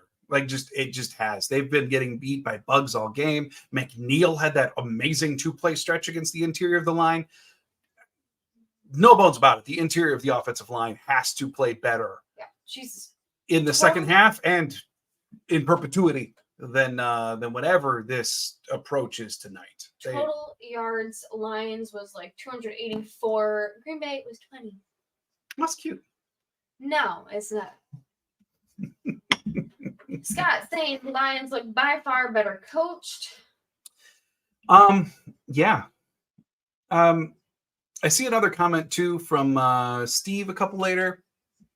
Yeah. Lions are more physical than us. I think those two right now, I think they feel the same. The Green Bay is one of the most athletic and fastest teams in the NFL. Detroit is one of the most physical teams in the NFL. And right now, the big dudes are bullying the finesse dudes, like to put it simply. And then pair that with Dan Campbell, who seemingly has Green Bay's number. Yeah, they are out physicaled and right now out coached. Just that. Don saying that's a real arse kicking, not in their class physically. Thought we had O-line depth. Don, we do. That's the thing. They're just injured. I just don't get it, right? Like Detroit's line, their front all year, like through 3 games, even dating back to last year. Last year, they had Houston, the edge rusher, who did great things in limited action. He's on the IR for Detroit. So Detroit, pressure-wise, you have Hutchinson. And then you've got a bunch of dudes who ball out against Green Bay for some reason. Like McNeil and Bugs. Bugs has the game of his life against Green Bay every single time he plays the Packers.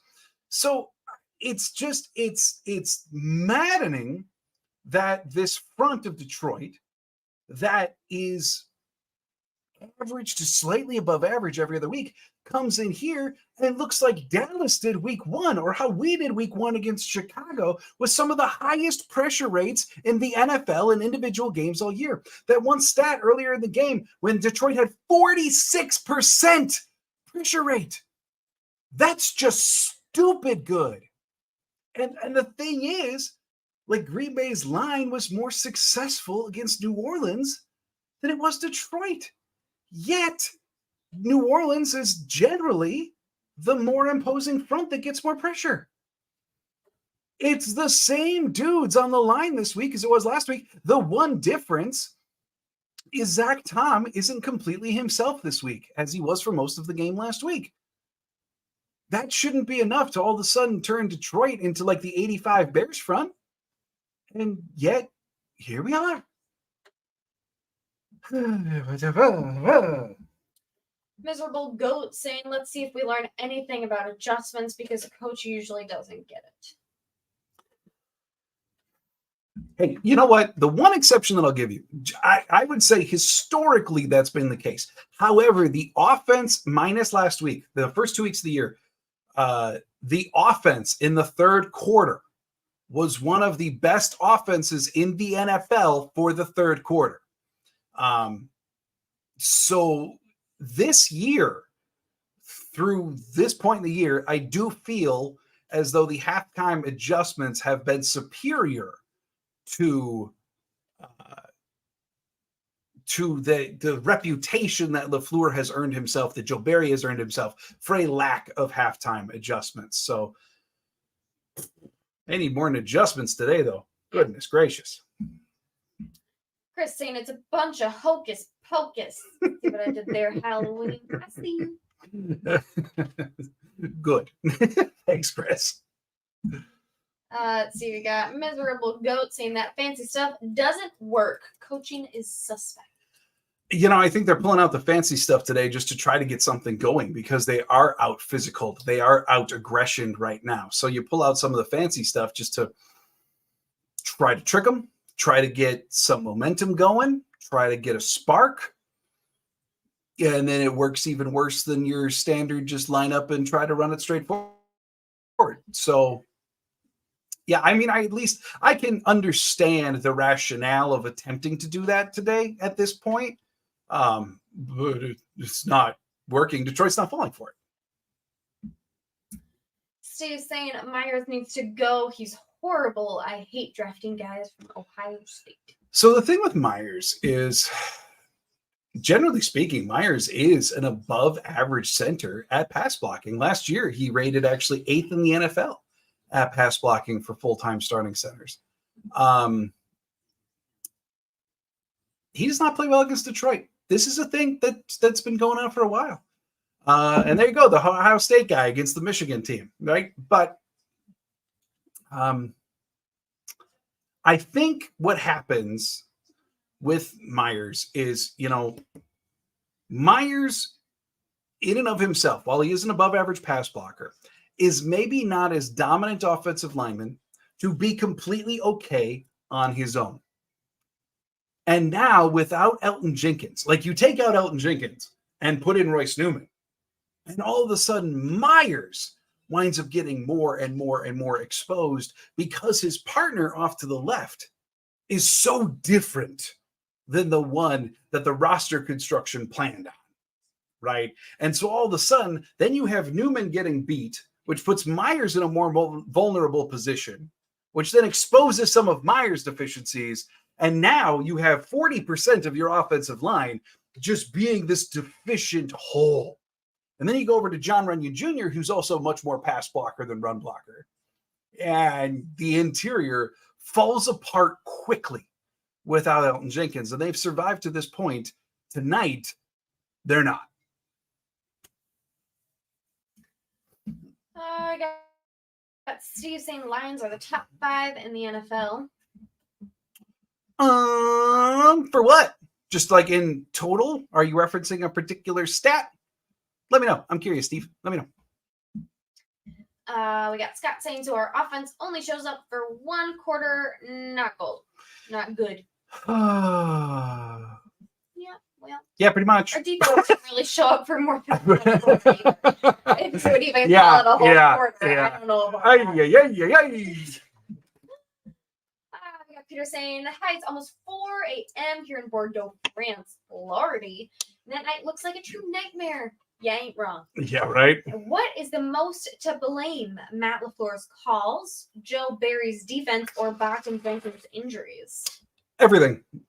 To put it real simple. It all together. First of all, thanks for joining us in like the middle of the night in France. But I was talking earlier, and I know you probably weren't here yet, but it's like the perfect storm of all of Green Bay's deficiencies catching up all at once. Yes, the injuries on the offensive line are absolutely taking their toll. Royce Newman has been beat repeatedly tonight, whereas he really wasn't against the Saints that often. So that creates a gaping hole in your offensive line. The stretches that we've seen in every game this point where the offense just seemingly sleepwalks, or the wide receivers don't get separation, or Love isn't perfectly accurate, or things just don't click. Well, they've had these long stretches in every game so far. Well, now it's lasted an entire half. Or the lack of tackling. 21 missed tackles against Atlanta. They can't tackle at all tonight against many of Detroit's ball carriers. So it's like you take all of these deficiencies, and rather than kind of sprinkling them here and there in Green Bay, allowing themselves to survive, now you're doing them all at once. And it's all simultaneous. And so you get yourself pounded 27-3. Like, that's what I think is going on, Peter. It's a mixture of everything right now. Ooh. Nixon with the kickoff return. We got a flag on the play, but it don't matter. Nixon returning it all the way up to about the 38-yard line before coming down kind of hard. And now, oh, gosh. Oh, but he springs back up. Kind of. Okay. He was kind of lifted back up. Yeah. He was maybe trying to catch his breath. I don't know, something. Oh, come on. So Nixon gets returned to about the 38. And rookie tight end Ben Sims with the holding penalty. And so negate that return to the 38 for Keyshawn Nixon. So, So, I don't know even who that sideline reporter is, but she's talking to Matt LaFleur, and she goes, what adjustments do you need to make? What did Matt say? I didn't catch it. I don't know. Yeah. A lot. So much. Wake up. Do that. Everything. Scrap it and dry over. All right, Love taking the snap at the and it's play action. Love goes over the top to Tucker Kraft, and Kraft gets the ball to about the 20 for a few yard gain. I'll take it. Yeah, Tucker Kraft getting some playing time at tight end now. Out for concussion. That's right, they were evaluating him for concussion. So don't know if he actually has one yet, but so a 6-yard gain there to Kraft, which creates 2nd and 4 as the second half gets going. Jones in the backfield, Kraft off to the left-hand side now. 2nd and 4, 2 receivers out right, 1 to the left. And it's a handoff to Jones, who runs into 2 Lions and gains 3 to set up 3rd and short.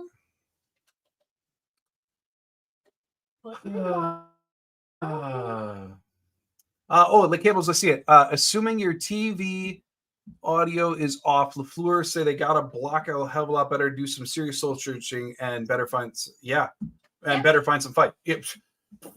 Yeah, all 3 of those seem to be correct.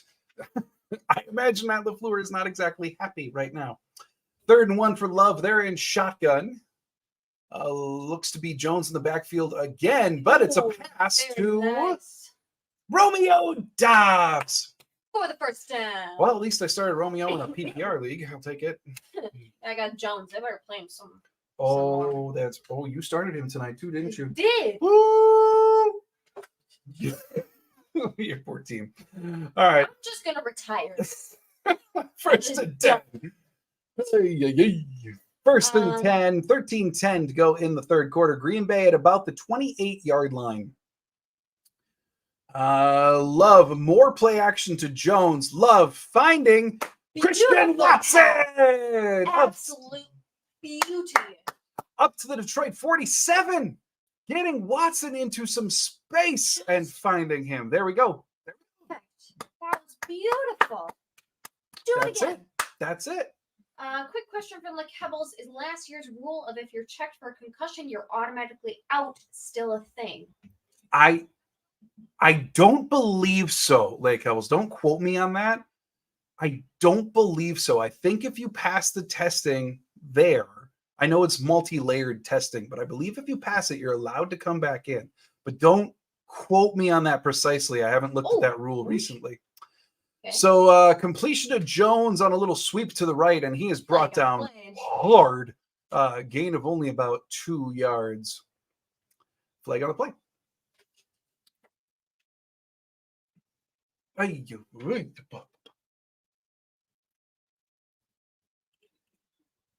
All right, what do we got? What's the flag? All right, I know it's on Detroit. I like it. Illegal use of hands to the face. Oh, on Hutchinson too? Dang. All right. So that gives Green Bay. I just want to see where exactly on the field we are. Let's see it. Oh yeah. Oh yeah, that looked like face mask. That's Hutchinson. Oh, you pout. All right. So 1st and 10 for Green Bay now, since that penalty is an automatic first down. Hey, Green Bay's cut their penalties down. Only 3 thus far, so we'll take that. Green Bay now on the 43-yard line of Detroit. Love in shotgun. Dylan next to him in the backfield. Love. So close. He had time there. And he had Dobbs. Dobbs was open. Yes. Dobbs was open between the under and over coverage along the left-hand sideline, and Love's throw was just purely off. Yeah. It just was a poor throw. Overthrown and too far left. Yeah. Dobbs tried to catch it along the sideline, but just ran out of field. Incomplete pass, 2nd and 10. But that was better from the O-line. He did have time. Well, thus far already on this drive, we're seeing guys finding space, which we did not see in the first half really at all. So, and Jordan Love has some time to sit in the pocket. There we go. Little pitch out to Aaron Jones from shotgun. Jones finding some space. First down. That's going to go down as a gain of 8 or 9 on a quick little pitch to Jones from shotgun. But it looks like we got a flag, or the ref. Did the ref drop it, or is that a flag? I don't know. He picked it up and put it back on the field. Now the refs are chatting. We got a lion down. It's pandemonium.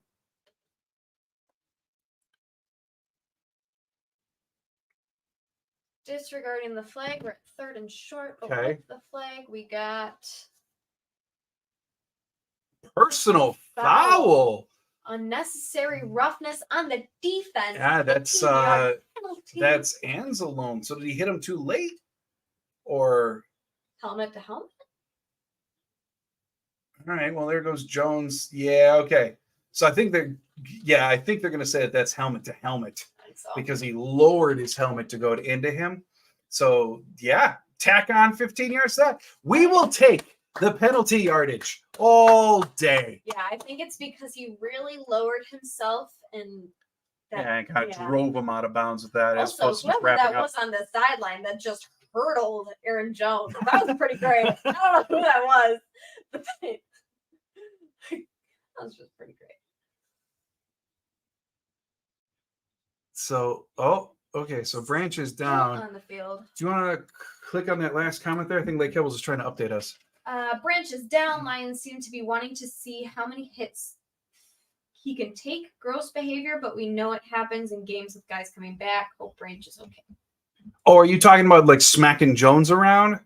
Yeah, I don't doubt that. And Branch, it looks like Branch kind of got stepped on. Is that what they're saying? Oh, yeah. Okay. So I see on one replay that his right ankle is where he like hobbled. He's ginger. Right. It's a very fragile walk. Look, Kebbles added on. Hits Jones can take. Sorry, dog is all over my lap. Yeah. Okay. It's okay. Yeah. No, an ultra physical team coached by Dan Campbell trying to smack around a division competition and a guy coming back from injury. It's old school football, right? Like we don't have to agree with it, but it is very factually old school football, right, and Dan Campbell is old school. Whoa! Love taking the snap, throwing out right to Kraft, who's near the line of scrimmage, who bobbles, and catches. And that is I don't think maybe a loss of 1, even maybe nothing. He secured that though. He did secure it. He made a catch. It just didn't go anywhere. So Scott saying that Branch just fell. Okay, so technically a non-contact injury, maybe. Tree is down. I don't know. Okay. I love taking the snap. There's a flag on the play. Oh my goodness! It is a halfback screen to Jones. Gosh. Royce Newman was the lead blocker on the halfback screen, and he did not block his individual. Like the defensive lineman for Detroit basically was able to grab Jones while absorbing Newman and wreck the whole screen. Goodness. So we got holding on the Packers. So yeah, I really want to see this one again. Oh, sure. 53 beat Walker inside. Walker tried to pull him back. Harris again beating Walker. And then so Love does the screen Jones. And was that Bugs again? It's always freaking Bugs. All right, so Love in shotgun, empty set around him. 3rd and 15. Short 3rd and pass. 15, quick completion to DeGuara. Kind of a stutter block from DeGuara there, just kind of essentially knocking the player that he was responsible for, not full on blocking him. That player then went in towards Love. Love throws it once the player starts trudging in, hits DeGuara for the completion. Few yard gain as Branch is currently being carted out of the field. Like Kebble's saying, it's impressive how many steps Joshua DeGuara takes while not going anywhere. I can't even really deny that. Yeah. 4th and 9, Green Bay going for it. Empty shotgun. Love takes the snap, drops back, pressure from Detroit. But Love finds Dobbs again at about the 1.5 yard line. Green Bay cooking. 1st and We're goal, cooking. baby. Making progress. Do this. Get the fire. It's something. Offense. It's something. But Love, even with pressure, was able to find Dobbs, who just kind of sat in the zone. Dobbs did bobble it, but still, I think like they're going to say he kept control. Right. Finished the catch at least on the ground. So here we go. 1st and goal from the 2.5. Come on, red zone. Come on, Dylan. This is where you're supposed to be, Dylan. And he pushes for a gain of about 1. I mean, behind this offensive line, though, what are you really supposed to do? Mick, I think that's your comment there. I want to see a Muller GB can run behind next year's draft. Yeah. Part of it is just organizational tendency, right? Like they Oh, we got another line down. Yeah, another one. The pack. Part of it is organizational tendency to prioritize versatility and pass blocking over being a mauler. Like the closest thing that they have to a mauler and their best run blocker is Elgton Jenkins. The guy who realistically is their second best run blocker on the line is David Bakhtiari. And that's just because he's such a complete offensive lineman. So your 2 best run blockers are out, 1 for the remainder of this year. Elton, you hope to get back soon. And you're left with Myers, who's way better at pass than run, John Rennie Jr., who's way better at pass than run, and Zach Tom, who's improving against the run, but is still much better against the pass than the run. So, like, the 60% of your line that's healthy are all pass pro guys. And then your substitutes are Rasheed Walker, who's a pass pro guy, and Royce Newman, who's Royce Newman. So what are you going to do there? They do need, if they want to run the ball effectively, they do. There's no denying they need a mauler. And that's supposed to be Elgton Jenkins. Obviously not there this week. But Green Bay prioritizes athleticism, and maulers generally aren't exactly the most athletic type of O-lineman. Green Bay prioritizes athleticism, pass blocking, versatility. There you go. That's that. Like Kebble's, passing wins games, running wins drives. Me for when this becomes popular. Yeah, except today they need to win a couple drives, and hopefully we're on the precipice of doing so. Yeah. Let's click on, I think it's Top Gun right there. Top Gun, you want to shout out? You betcha. Welcome, Top Gun. Nice to see you. All right, we got Steve. We should trade Royce Newman and Myers to the Colts for Jonathan Taylor. Steve, I have bad news for you. That would not go through. Maybe the Colts would like Royce Newman. Maybe they would like Josh Myers. We would have to give so much with Josh Myers and Royce Newman for Jonathan Taylor. If a trade ever happens for Jonathan Taylor, it's for a lot more than Royce Newman and Josh Myers. That's for sure. Miserable Goat saying I'm maybe I'm wrong. Maybe I'm wrong by saying the veterans are letting the rookies down. Looking so. Yeah, that absolutely was the case against Atlanta. No doubt about it in week 2. Second and goal from just over the 1 for Green Bay.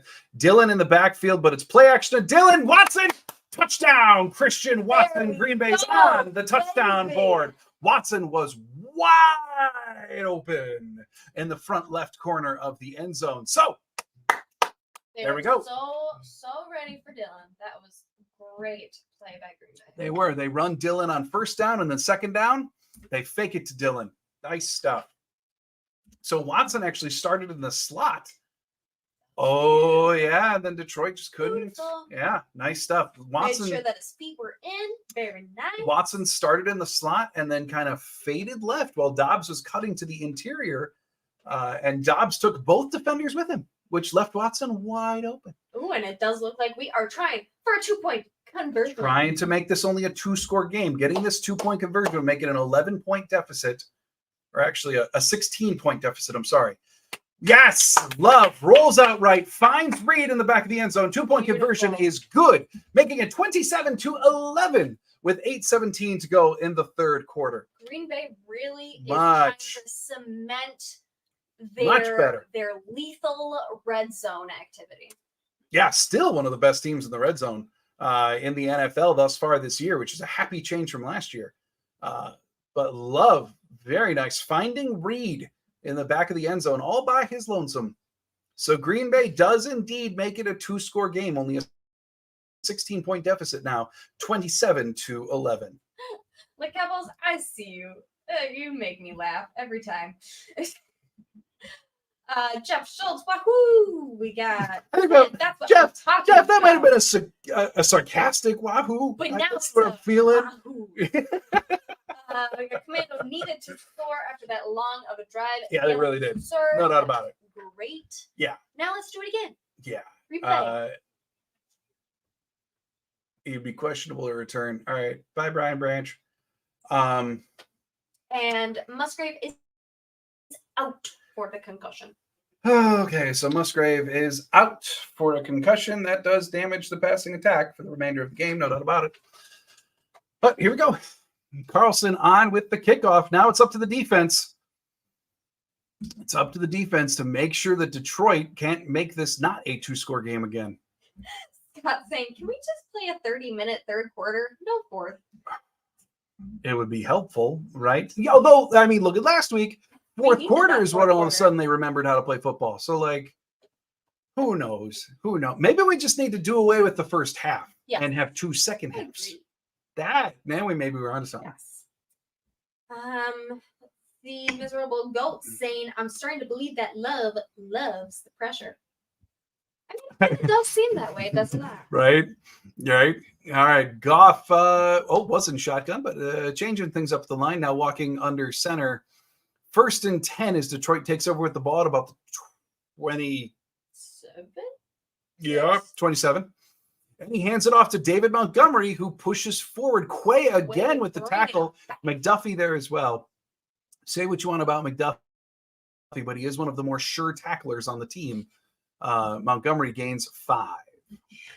Steve saying we should trade Newman and Myers for LeBron James and Anthony Davis. Wait, wrong sport.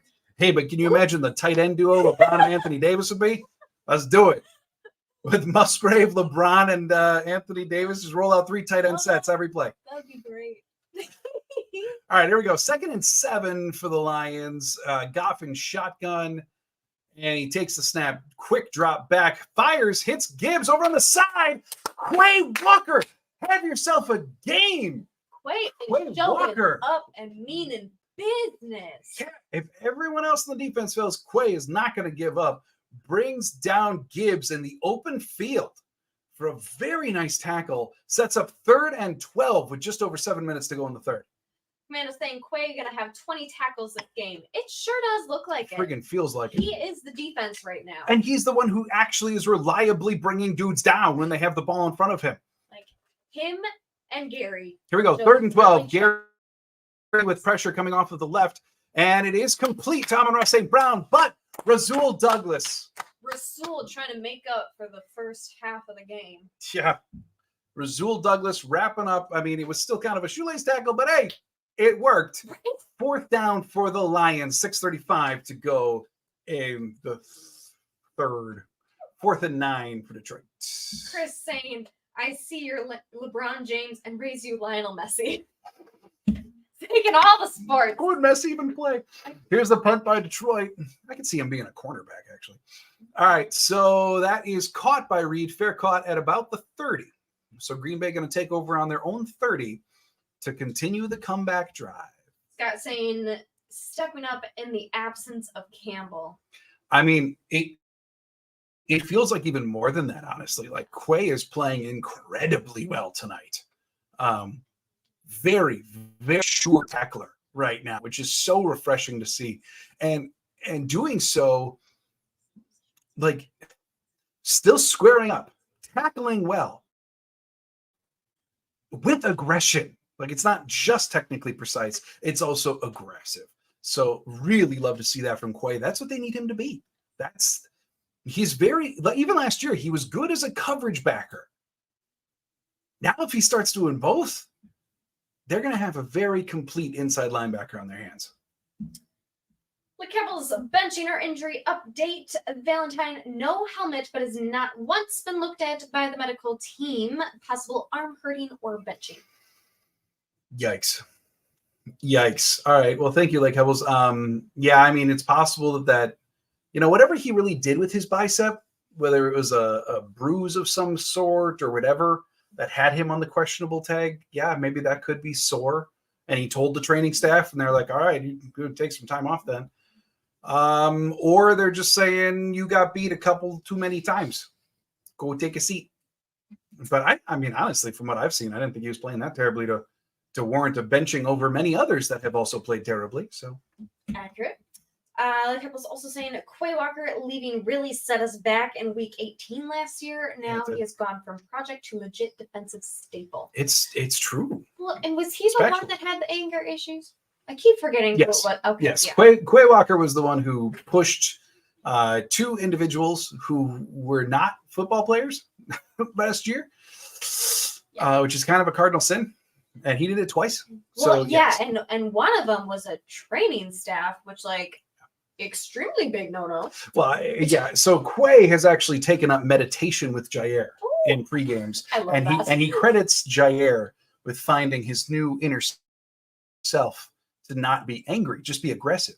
So, hey, whatever works. Peter saying, I like the way Jordan Love looked poised and focused on that 2-point conversion. Honestly, and I have said this multiple times, Jordan Love's just cool as a cucumber behavior, traits has been amazing. Yeah. Even after that interception, Unflappable. All you saw was him go, man. And just keep going. And again, I don't mean this as a knock on the prior guy. I'm just going to say it's really refreshing to have your quarterback not ever mention the word trust. Just throw the ball. Yeah. It has been nice. Jaden Reed last week, especially. Oh, baby.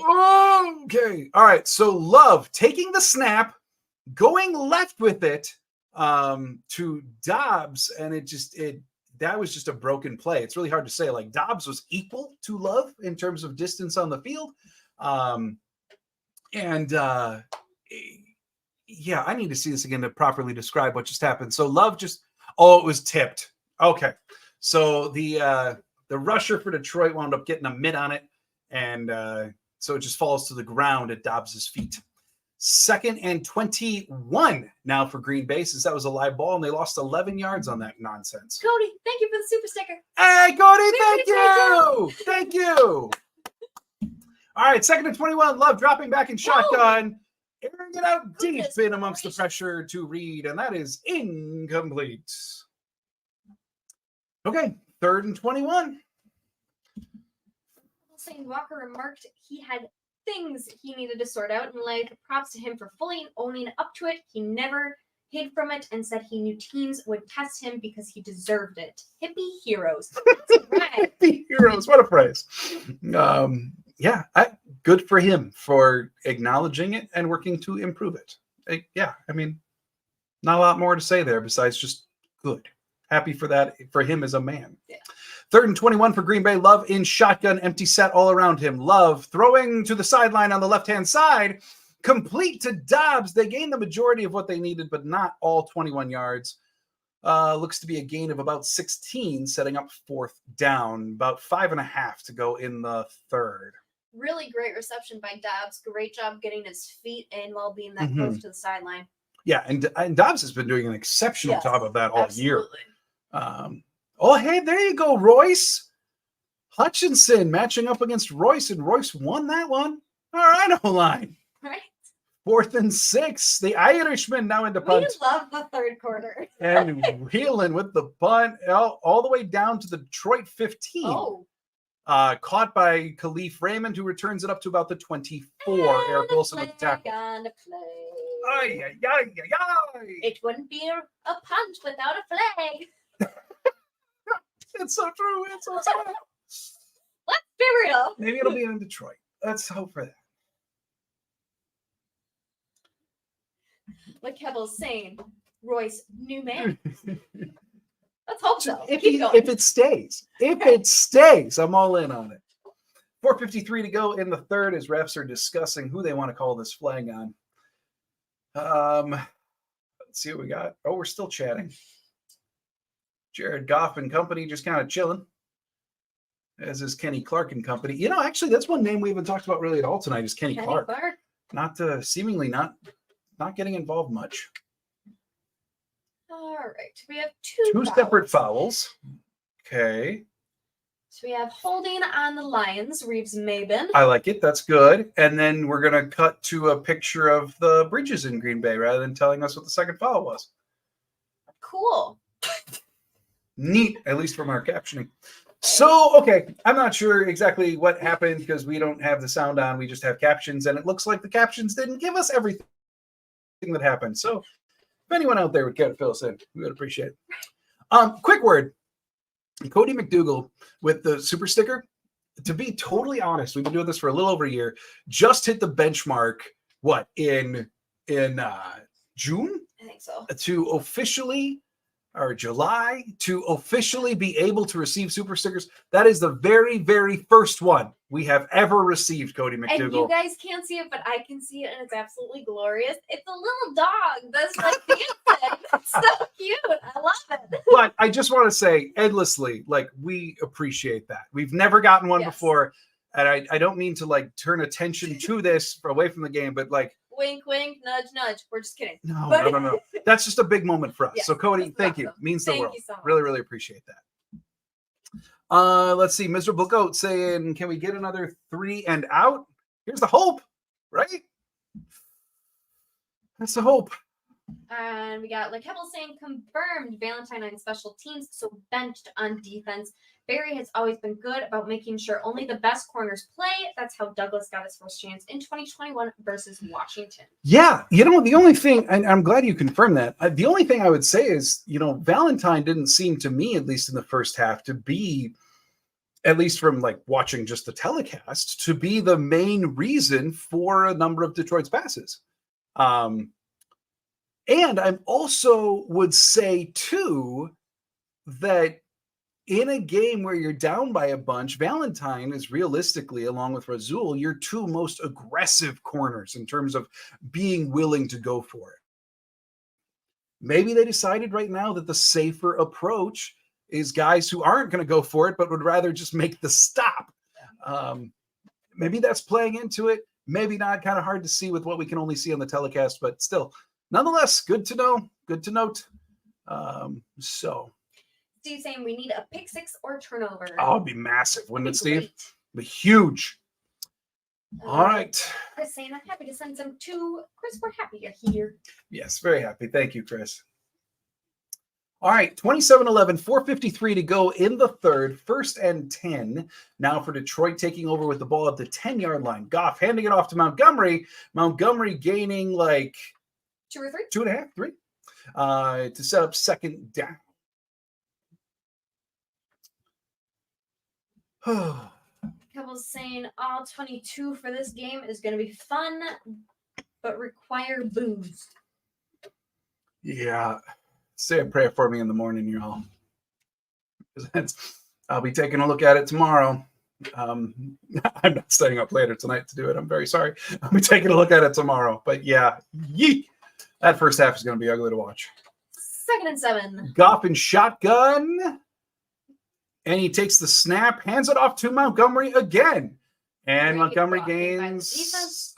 curious to see where they marked that. Probably about 5. Should set up a 3rd and short regardless. Just over 4 minutes to go in the 3rd. By the way, if y'all are actually watching the game, it's really neat. Like, one thing, Amazon Prime is not perfect at showing football games. It is a good product, though, I will say that. But their second telecast with all the advanced stats, really neat. Like, they show live all 22. They show advanced stats. If you're watching it is like a minute behind. It is, yeah. But like, if you're watching the telecast and you've never checked that out, I'd recommend it. It's neat. And a first down for the Lions. 3rd and 2 as Goff drops back, finds Gibbs on basically like a crosser going across, and that's results in a first down for about a 3-yard gain. We got Peter saying, if Dylan keeps playing that bad, I'm telling you, Jonathan Taylor's trade shall be on Gutekunst's trade table by the end of October. You know, the thing is, I would just say,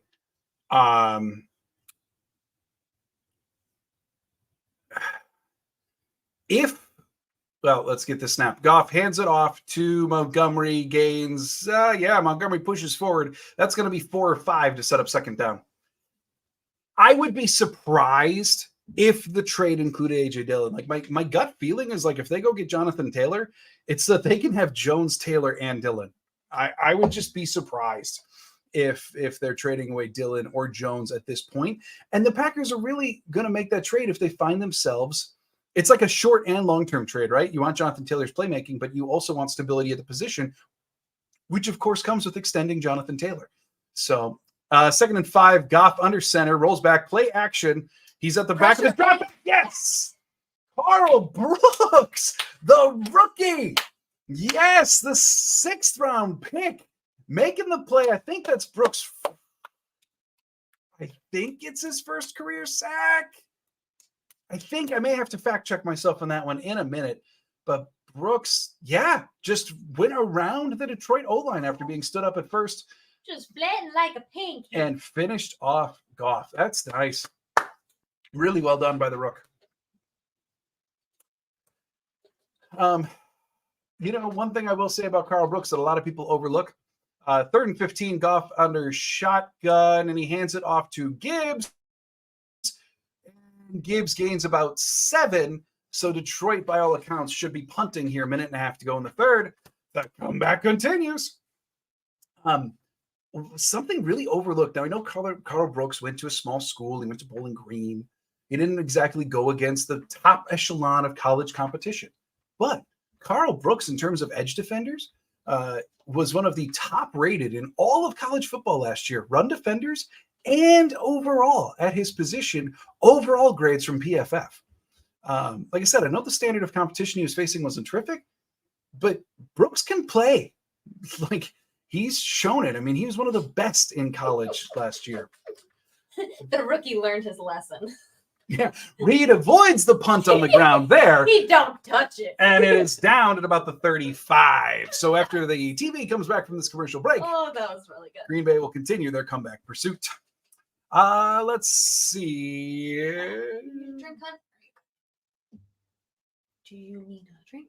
Oh, no, I'm good. Okay. But thank you, hon. Way too many thoughts in my head. Sorry. Peter saying, by the way, what would you prefer, a Jonathan Taylor trade or a Devontae Adams reunion? Oh, Peter. Devontae. Devontae. Like, if I had to pick between the two, bring back Devontae. LeKebel's saying, was Brooks the one who is a rising star but has personality issues? Joe the Monk Berry. Hey, I like that nickname, Joe the Monk. Was Brooks the one that was a rising star but had... I cannot... LeKebel's, maybe you're referencing something that I never read about. I cannot think of Wooden or Brooks, either one, having character concerns. I mean, Brenton Cox Jr., absolutely being kicked off the program at Georgia and Florida. He was the one that was kind of a budding star before being kicked out of those programs, then wind up going undrafted. Brooks and Wooden, I think, from my recall in the draft prep and training camp and everything, were both fairly clean profiles in terms of personality. Ms. Roboco saying, need an offensive line for Taylor to run behind unless he's Barry Sanders, of which Barry Sanders, he is not. Still a very good running back, but no one's Barry Sanders. Yeah, they need Elton Jenkins back. Like, to become a better run blocking line, they need Elton Jenkins back.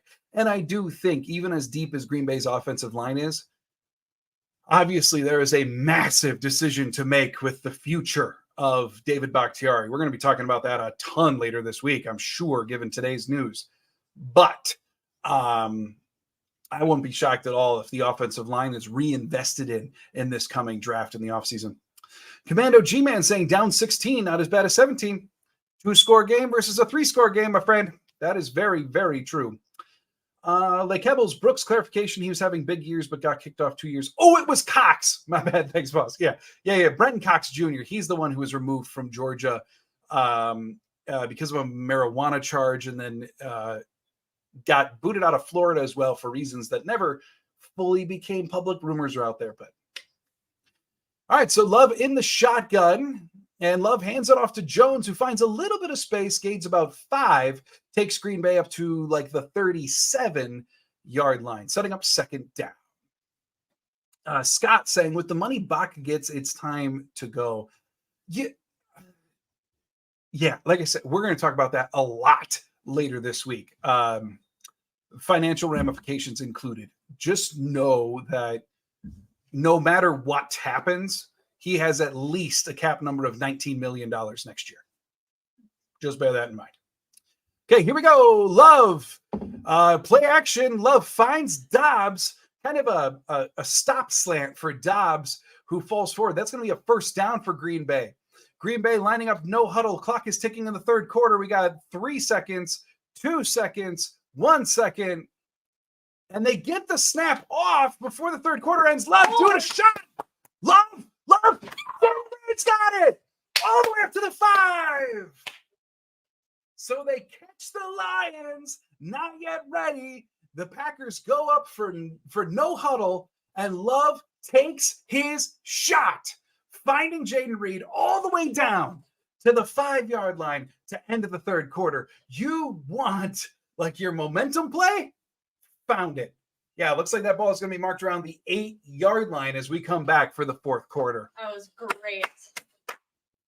I just loved at the end of that, the ref like going up to Jaden Reed going, "It's yours," because he was tugging with that line as the fight was breaking out. Oh, that was just it's yours. It's yours. But I mean, that was a brilliant move by the Packers. Whether it was LaFleur call, whether it was Love's call, whatever. Whoever said, "Hey, the Lions aren't going to be ready if we go up here in the last 8 seconds. Get them up here. Let's go." And it worked. The Lions were not ready. They looked confused. Love got the ball off, and he hits deep. That was, I mean, very, very intelligent call to get up there, get that play off, and take your shot. We got like Heppel's controversial take. Taylor would be better for us both now and long term than Adams, but I don't care. Bring my boy home. I just think the cost would be too much for one of, if not the best wide receivers. Yeah, I mean, if you want to take a look at which position is less effective now and has a more uncertain future, okay, running back for sure. Like Aaron Jones' cap number explodes next year. Maybe he'll take a pay cut. Maybe they'll restructure it, whatever. But logic does dictate that this very well could be his last year in Green Bay. A.J. Dillon is in the final year of his contract. Okay, bringing in Jonathan Taylor and locking him into a 4-year deal, suddenly you have solidified your running back position. Wide receiver, very, very solid for the future. Watson, even after this year, is going to have 2 years left in his contract. Same with Dobbs. Jaden Reed is in his first year. He's going to have 3 years left after this year. So, like, you've got the future of the position already locked in. The one thing that, I mean, Devontae Adams is still one of the best receivers in the NFL. So if he shows up in Green Bay tomorrow, like, he's the best wide receiver in Green Bay. The one thing that he does better than basically anyone in the NFL, and absolutely unequivocally would do better than any Green Bay receiver right now, is find space, get separation, and find space. So could Green Bay use that? 100%. So I mean, we're talking about one of the best wide receivers in the league, and at least 2 years ago, one of the best running backs in the league. Any team would welcome them with completely and utterly open arms and be thankful that they have, a player at that spot for them. So Steve saying, we don't need Adams. You're right. I mean, I get it. The wide receiver position is well solidified heading into the future. But any team would willingly take someone of Davante Adams' stature at the wide receiver position. All right, here we go. First and goal for Green Bay to start off the fourth quarter. They are at the wow. All right, so they marked it like at the 9.5. So Love in shotgun. Still in shotgun. We haven't snapped it yet. We're pointing to people. We're adjusting stuff. Love's doing hot routes. And he takes the snap, drops back. Oh, he was doing the hot routes. It's a fade to Jaden Reed, who hauls it in. Is that going to count, though? I don't think he got both feet in. Nope. So that is incomplete. And that's exactly what he was doing. He was sending Jaden Reed on a hot route saying, hey, you're one-on-one. Go do the fade. And they did the fade. And it's incomplete as Reed just couldn't get his other foot down. Yeah, I mean, even that first one's kind of on the line. So he hauled it in out of bounds. So second and goal now from about the 9-yard line. All right. Come on. 5, 4, 3, 2, 1. There we go. We get the snap off before the play clock. Oh, touchdown, Green Bay. Love keeps it. Jordan Love. I don't know if it was a called quarterback run or if Jordan saw that there was a parting of the seas in front of him. Regardless, he takes that ball, runs straight up the middle for a 9.5-yard touchdown. The comeback is on. 27-17, now 14:52 to go in the game. Nice. Now, the Packers are certainly going to be going for 2 here to try to keep it at an 8-point designation, making it a 1-score game. So we'll see. Commando, that was designed for sure. Yeah, that's what I'm feeling. Like he took off as soon as he hit the drop. And we're trying for the 2 or points. the peak of his drop back. So, and it's an option. He keeps. Does he get it though? I don't know. I don't think. No, I don't think he got in. And it looks like the ball squirted out because a whole bunch of bodies are on the ball. Okay. Okay. All right. So, yeah, Love kept, and then. Ooh. Yeah. Nope. Yeah, he's down. Okay. So no 2-point conversion as Kaminsky is able to bring down Love with a bear hug. Look at that. Like Kebbles? Like Kebbles? What you saying?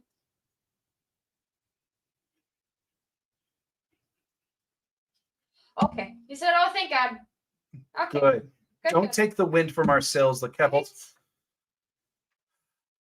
Miserable Goat saying we should be in love with Love. Oh, we get in there fast, that's for sure. No doubt about that.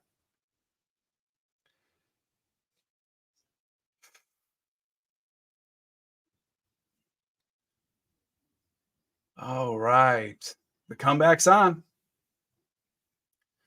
Scott saying, isn't that a horse collar?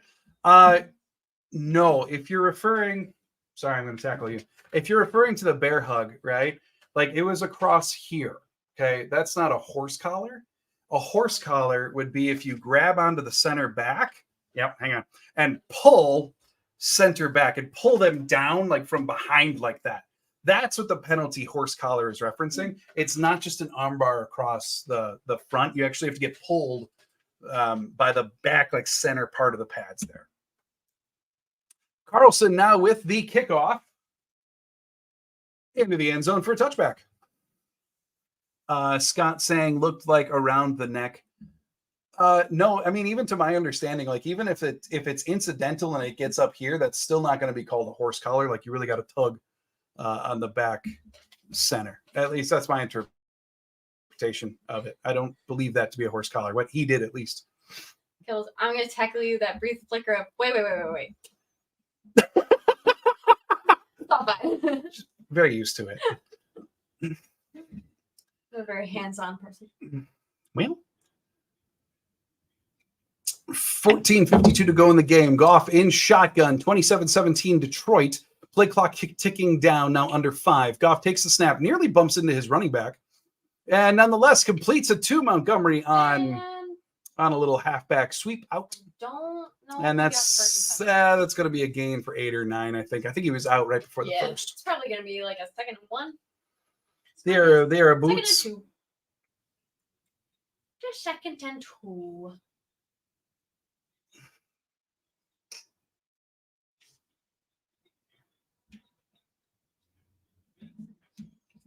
The in-sync sip and putting down of drink, Packers and their fans firing on all cylinders. All right, Jahmyr Gibbs with the carry, 2nd and 2.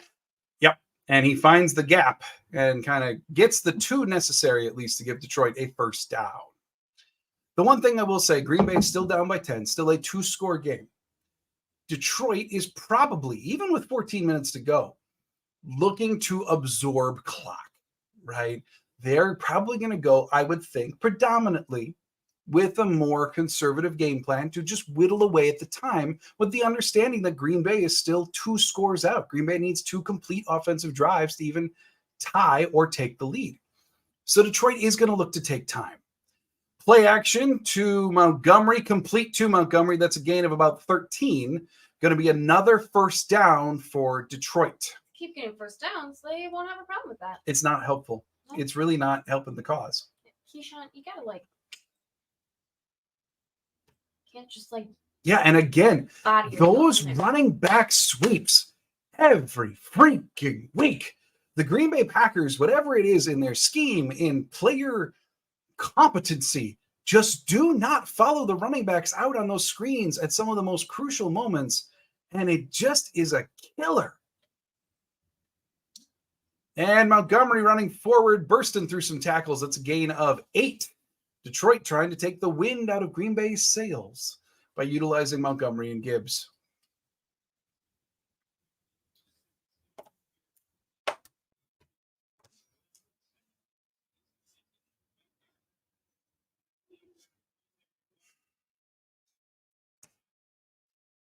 All right. Come on.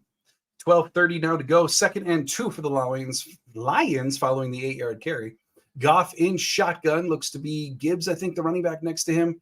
And indeed, it is a handoff, but this one goes for no gain. Lucas Van Ness and Isaiah McDuffie bringing down Gibbs for no gain. Going to set up a big 3rd and down. This is a crucial moment to the comeback effort. If Green Bay can stop them and get the ball back here quick, would go a long way in the effort. Like Miserable Goat says, if they play not to lose, they will lose. Defense needs to get back the ball for love. Yeah. Bend but don't even crack here is the heavy preference down 10. Oh, yes. 3rd and 2. Gibbs again, the one in the backfield. And Goff takes the snap in shotgun, handing it right off to Gibbs. Yeah. They just got way too much push. Right down the middle. Gain of 5 for Gibbs. First down. Yeah. Turnover right now would be much preferred. I mean, Detroit just carved out a hole for him there. Sure enough, Slayton penetrated. Like, Slayton did get penetration to the, like, his body was going the opposite way than Gibbs was carrying it. He didn't stand a chance. And that allowed Gibbs a nice hole to walk right through. 1st and 10 for Detroit now on the 39.5. Play action. Goff hangs on to it, fires down the field, and finds again Reynolds with the catch. First down, Detroit. Come on, D. Come on. Goodness. Rudy Ford in coverage on Reynolds there.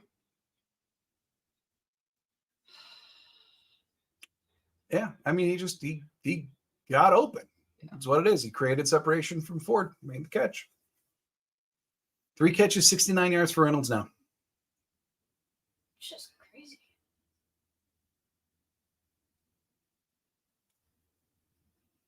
Handoff there to Montgomery. Montgomery off to the right, gaining 3 yards. Like Ebel saying, haven't seen much of Savage. Seems they are targeting Ford.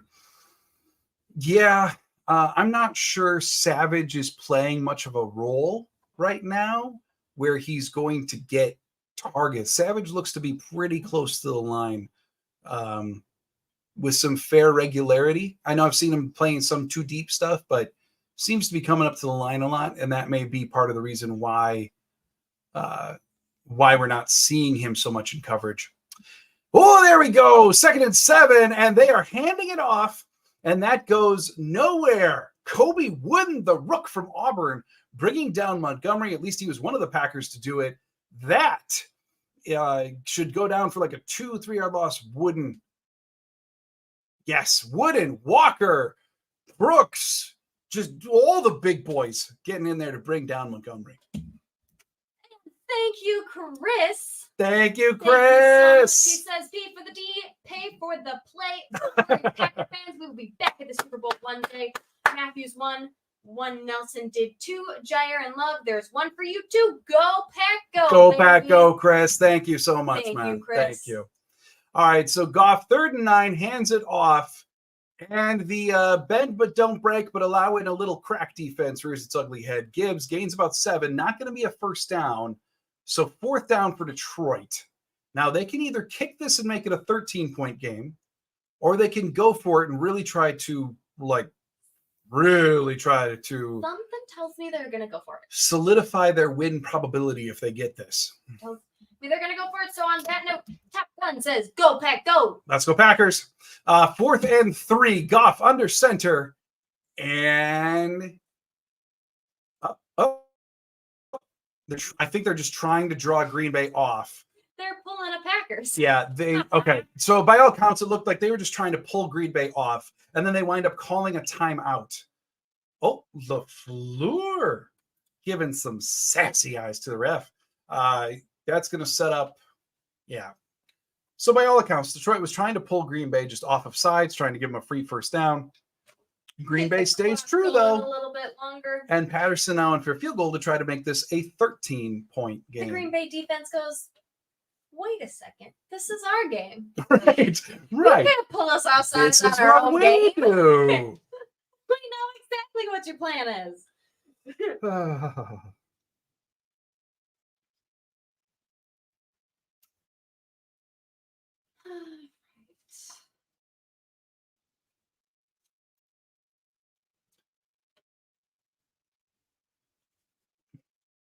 All right, so 30-yard field goal attempt. all right, 8:13 to go in the game.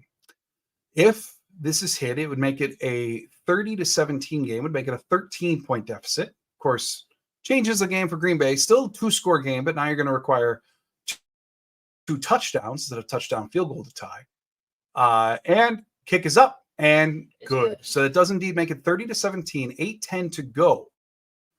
And Green Bay going to be getting the ball back here momentarily.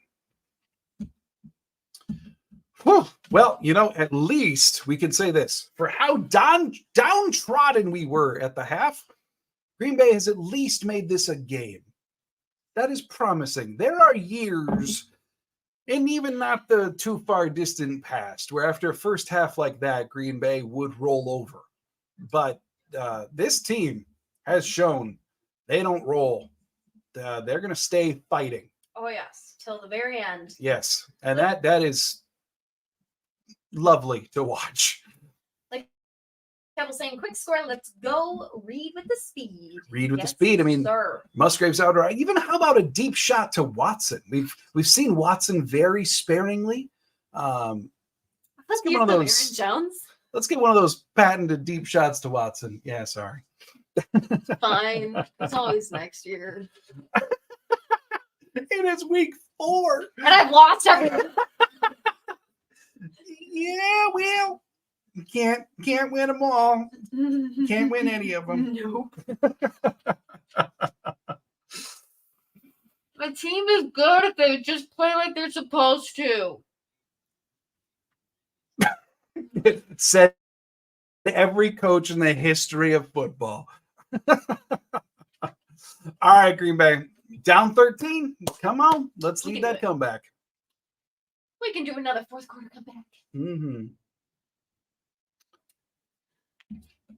Top Gun saying, let's get a touchdown. Let's get 2 while we're at it. Oh, well. Ooh. Yes, indeed.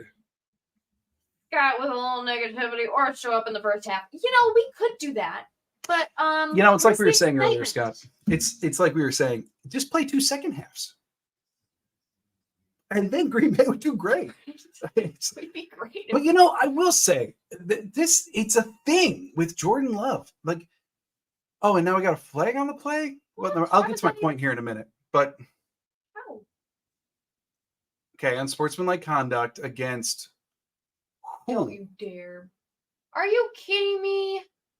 You're just talking about you. Quay Walker with unsportsmanlike conduct? What? How?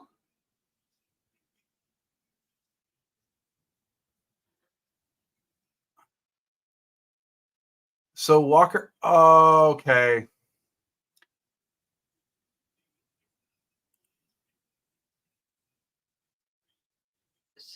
So he full on hurtled over the center. What?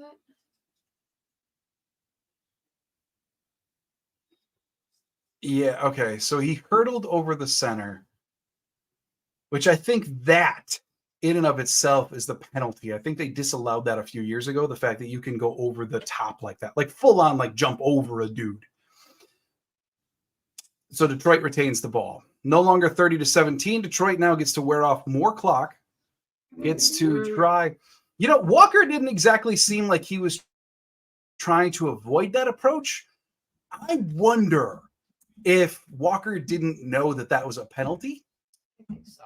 Maybe because it didn't seem like he was trying to hide it. He didn't seem to do like the, oh crap, and try to get his feet down. Like, no, like his purpose looked like I'm jumping over this dude.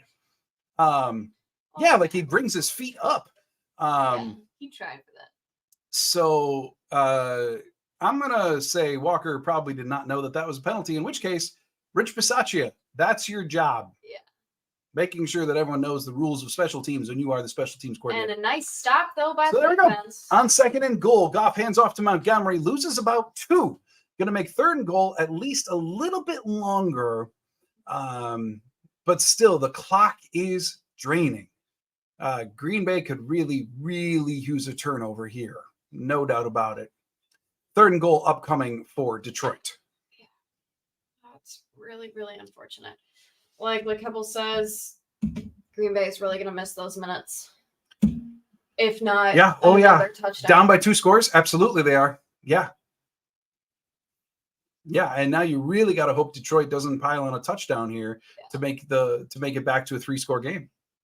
Which Montgomery pushes forward, gets to about the 1. Ooh, Detroit's got a decision to make now. 4th and goal on the 1. They're going to go for it. Why wouldn't you? Well, if you go for it, you can attempt to make it a 3-score game. If you kick a field goal, you're creating a 13-point game, which is going to ensure that Green Bay needs 2 touchdowns. I have a feeling like the analytics are going to say that they should go for this. Just go. They're going to go for it. And that is indeed what they are doing. Goff walking up to the line. So 4th and goal from the 1. Defense. They hand it off to Montgomery. And it's in. It's in. Who pushes in? Yep. And that is it. Touchdown Detroit. Touchdown Detroit. I mean, you would have been stupid to not go for that. And so with 6 minutes to go, Green Bay now down 17, or assuming the extra point, currently down 16.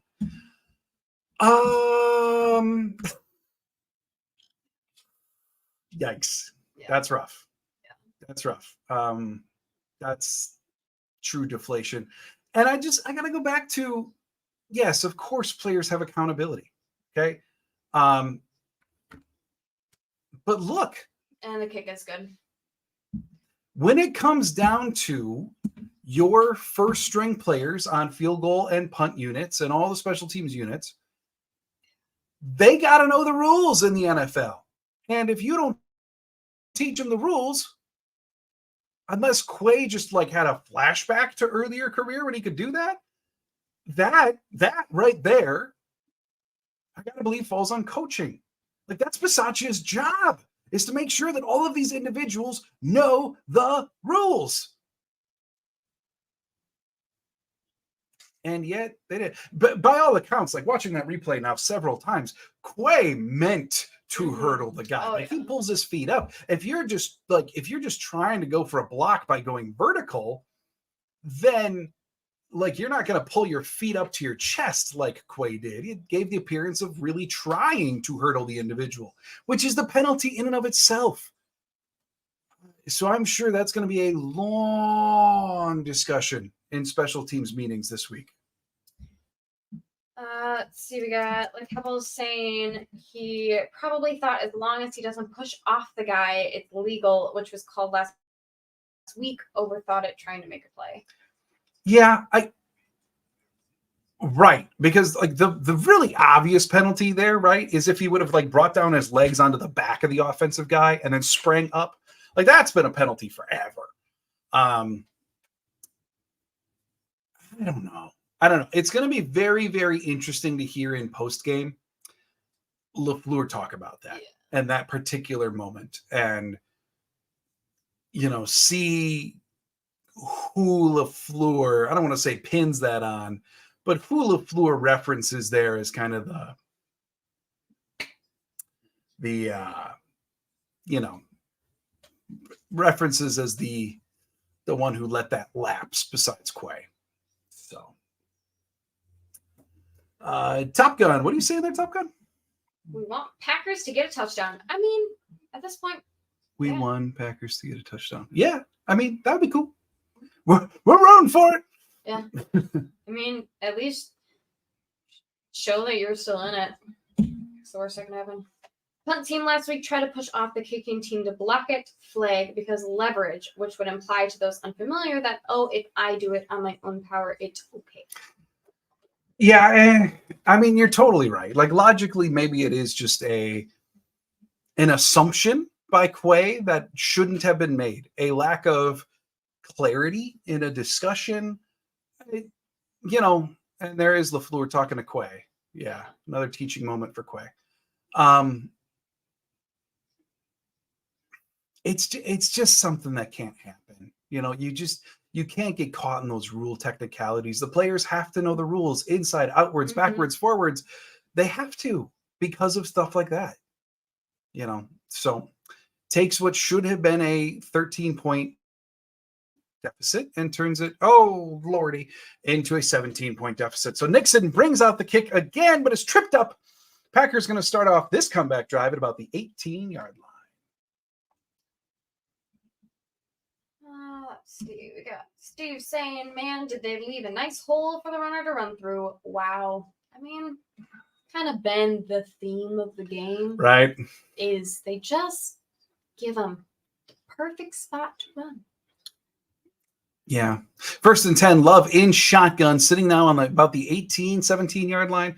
Love does find Reed on a quick little curl, should gain about 6 to 7, depending on where the spot is. And it looks like we're going no huddle. Love getting everybody up to the line. 5:42 to go in the game. 2nd and 5. Not the nicest spot there. 2nd and 5. Love taking the ball in shotgun, dropping back, finding Romeo Dobbs for a nice completion. 1st down to about the 32. Green Bay going no huddle. Can we start doing no huddle in the first quarter? Right? Get the fire in the beginning. They're good at it. Save it for the last. All right, so Love in shotgun again, dropping back, and was going to throw, pulls it back, and then pressure continues to come after him, so he's got to throw it away. Incomplete. Clock stops at 5:11 to go. I see the comment there from Scott. Nixon needs to take some touchbacks. Until the lanes for him to run through get better, yeah. I mean, I understand how dynamic Nixon is, and after last year, they're going to let him do what he does. But he's not getting the same lanes that he was last year. Especially this game where he is consistently getting stopped at the 20, which is you just gotta. Well, it's been a consistent thing all 4 weeks that he just doesn't have the space that he did last year. So Love taking the snap, hitting DeGuara on a quick curl, should be about 8. Just over 5 minutes now to go in the third as the clock is continuing to tick. And Love getting him up to the line. More no huddle. 3rd and 1 now for Green Bay on the 40. And they hand it off to Dylan. Dylan pushing forward. There's a nice gap in the line there. Pushes forward. That's a first down for your Green Bay Packers. Brian Branch back in the game for Detroit. So obviously nothing was broken or torn for him, as he's shown on the telecast. Love and shotgun takes the snap, rolls left, going deep to Toure, whoa! Toure winds up the last one with the ball, certainly contested there by Jacobs.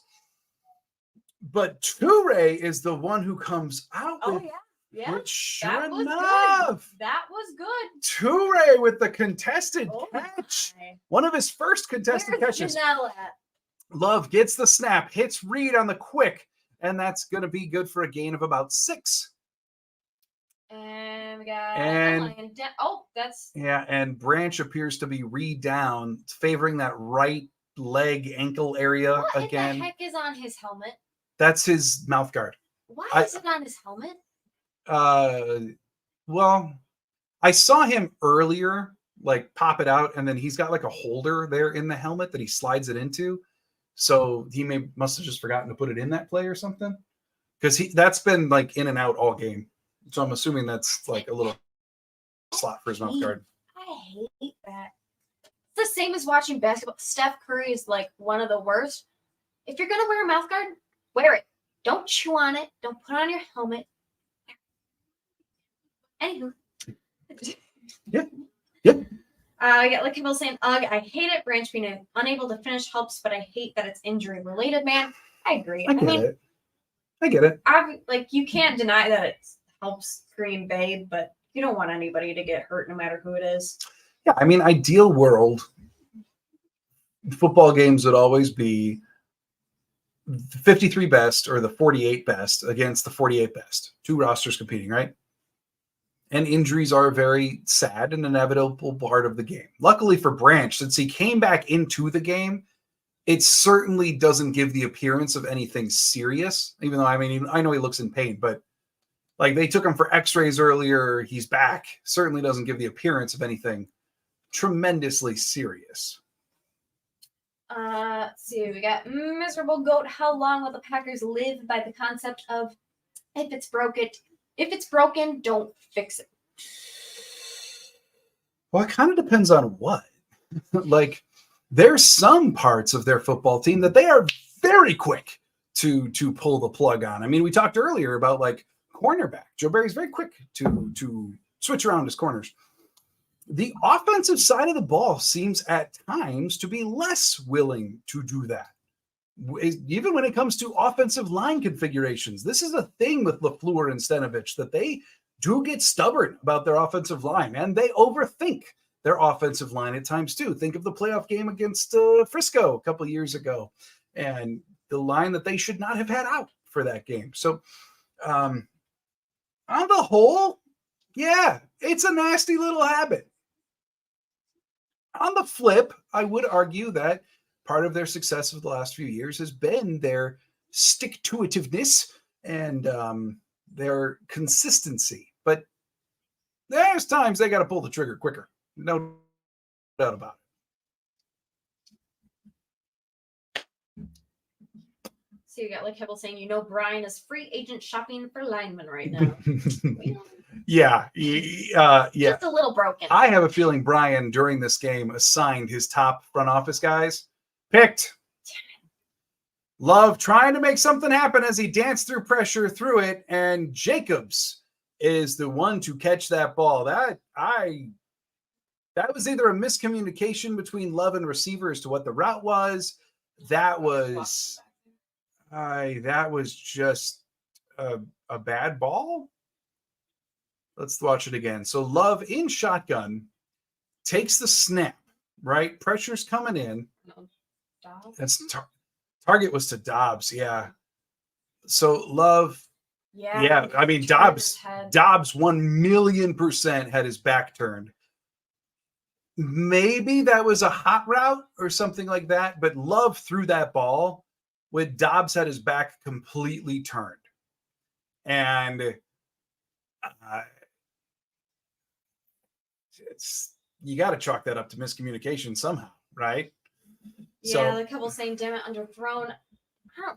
It's difficult to say if it's underthrown or whether it's just if Dobbs had not turned, I don't think it would have been a problem.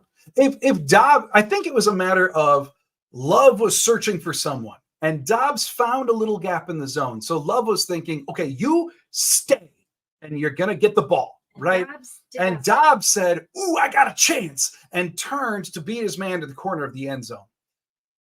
Very much just not on the same page about what to do in that situation is what it appeared to be. Like Love was throwing to where he was. Dobbs was just trying to get to a new place. And ideal world, they would be on the same page, and Love was throwing it to where Dobbs is going. But not there. Not that one. Couples, again, as upsetting as it is, this team doesn't roll over. It does claw as hard as it was. It does. Not underthrown, mistook, but I saw the first time I saw it. Yep. Yeah. But no, that is one thing that this team continues to show is it will not give up. 100%. 100%. Which is, like LaFleur said, as much as you can ask for in a situation like this. We're going to say it all year long, right? Handoff from Goff to Montgomery, who dances for about a gain of 1 as the clock winds down. Not winding down? Why is the clock not winding down? It is stuck at 3:51 to go in this game. Timeout Green Bay. There it is. That's why the clock's not moving. It's the theme of the year, the ups and downs of a young team. Today, throughout the entire first half, they played quite literally, about as bad of a first half as you could possibly play. They were out physical. They were out schemed. They were kind of out everything in the first half. Then they came out for the second half, and they weren't. They at least made it a game. The Atlanta game was disheartening, but they shot themselves in the foot. This is truly the first time this year where they have gotten beaten down. And this is going to be teaching tape for these young guys. Mm-hmm. No doubt about it. This was just a culmination of all of our weaknesses. Everything. There we go. Wyatt and Gary getting some pressure, at least picking up those stat sacks. And Goff, he's getting up. And that's going to set up 4th down. 3:44 to go in the game. So you got Packers showed a lot of progress last year. Heal up, check the tape, work on what works, and see what we can tune up. Yep. I think like we mentioned earlier, like in the beginning of the live, our schedule is quite nice in the way we kind of get right 2 now. buys. Yeah. Hopefully that will let us heal up and watch tape and figure out what we can do to be better. Yeah. Team's got to get healthy. Mm-hmm. Team has to go back to the drawing board for some things after this week. The thing that you can say, though, is 4 weeks into the season, and I feel comfortable saying this. There we go.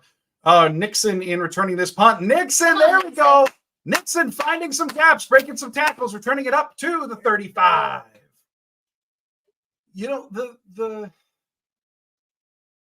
This was a culmination of a lot of bad stuff coming together at once. And that's really what it appeared to be all game long. But I feel very confident saying 4 weeks into the season that when this team is on, they are on. Yeah. Like when the spark is alive, when things are clicking, this is a very, very good football team. But every single game, they seem to go through a quarter long, a half long, a stretch. Love taking the snap there in shotgun. Love rolling left, nowhere to go. sacked. I think Kaminsky's officially going to get registered for that sack. Loss of a bunch. But they go through these stretches of just stagnant, of just coma-like, just bad. Everything, nothing's working, right? That's kind of a young team. Like, they got to find how to get more consistent. Dobbs on the quick completion off to the left. No dubs today for the Packers, actually. No dubs, only Dobbs. Nope. Gaining a few, setting up 3rd and down, 3:01 to go. Let's see.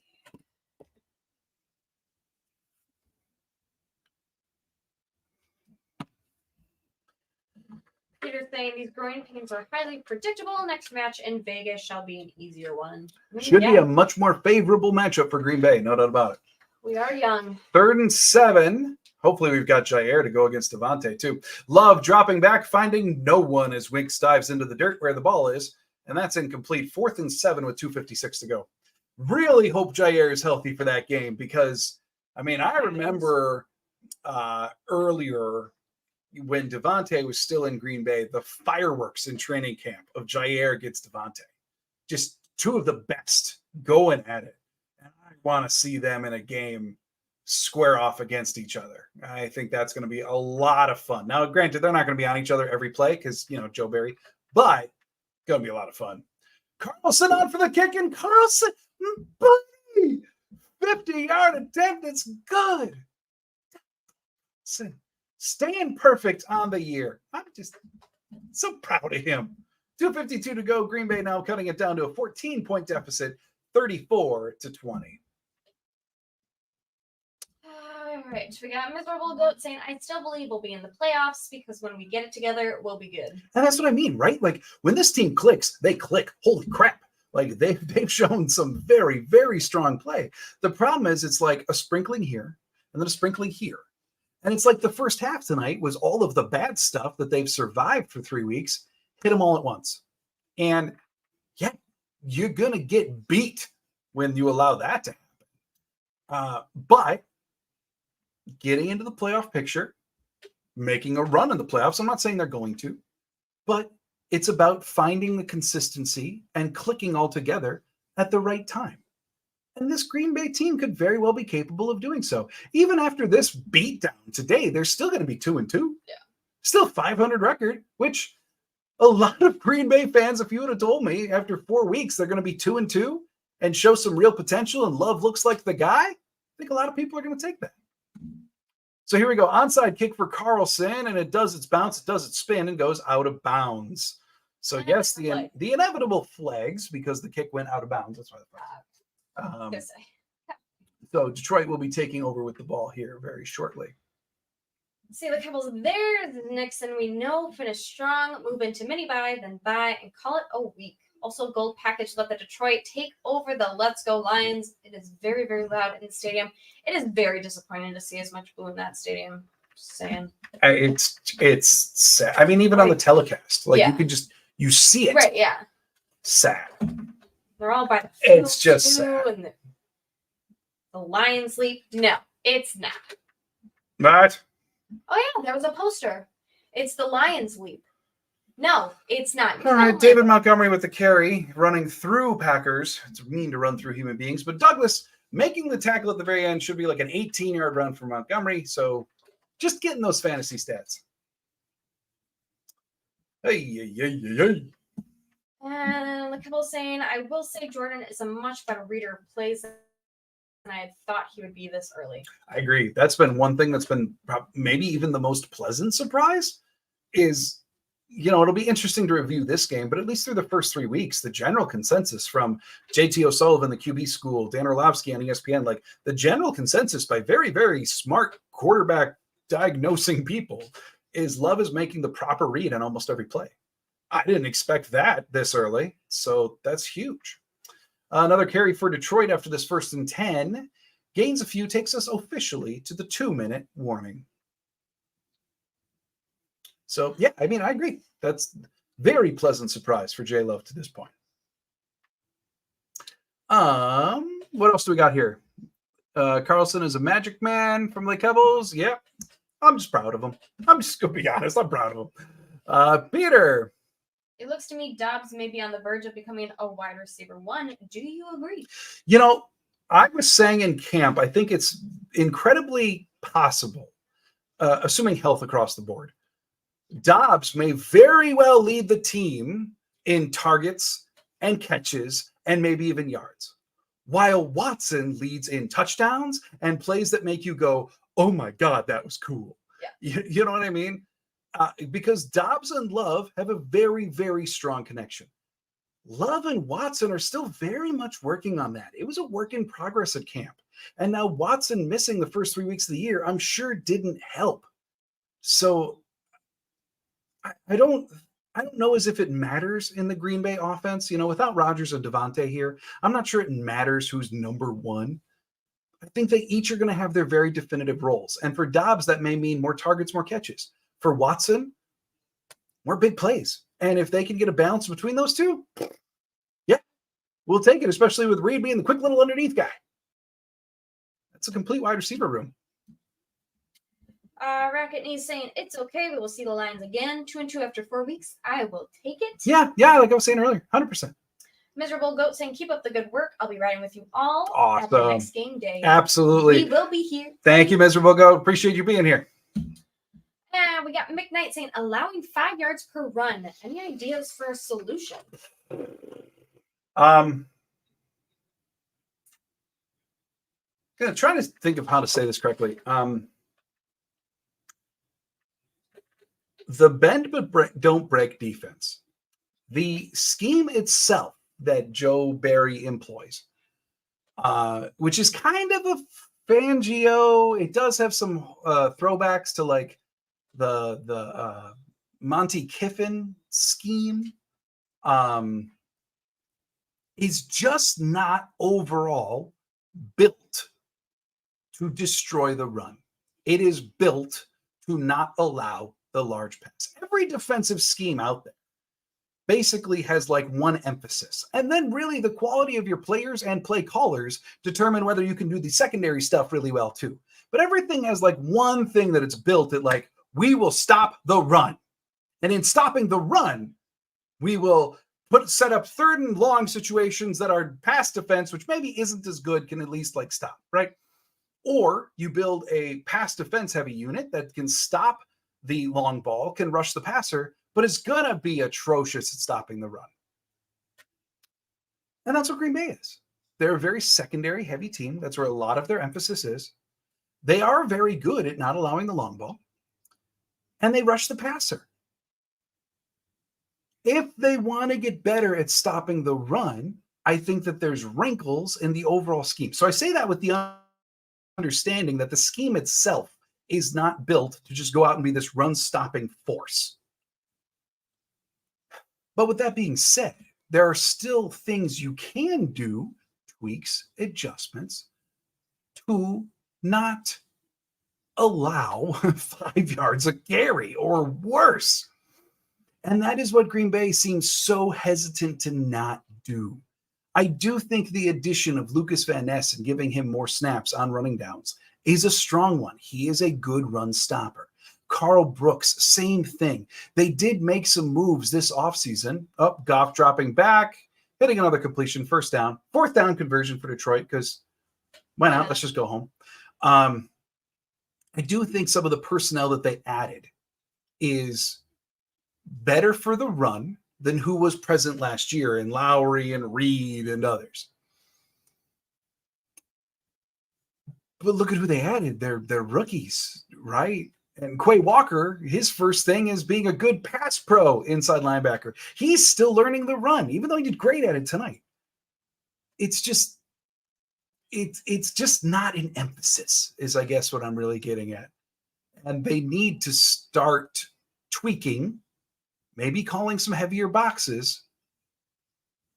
I'm trying to give a short explanation. It's failing horribly. But anyway, Mick, is there a clear, simple answer? No, because it's not the way they're built. But are there little things they could do? Yeah, but I'm not sure they'll do them, because the priority one is very clear, and it's stop the big pass.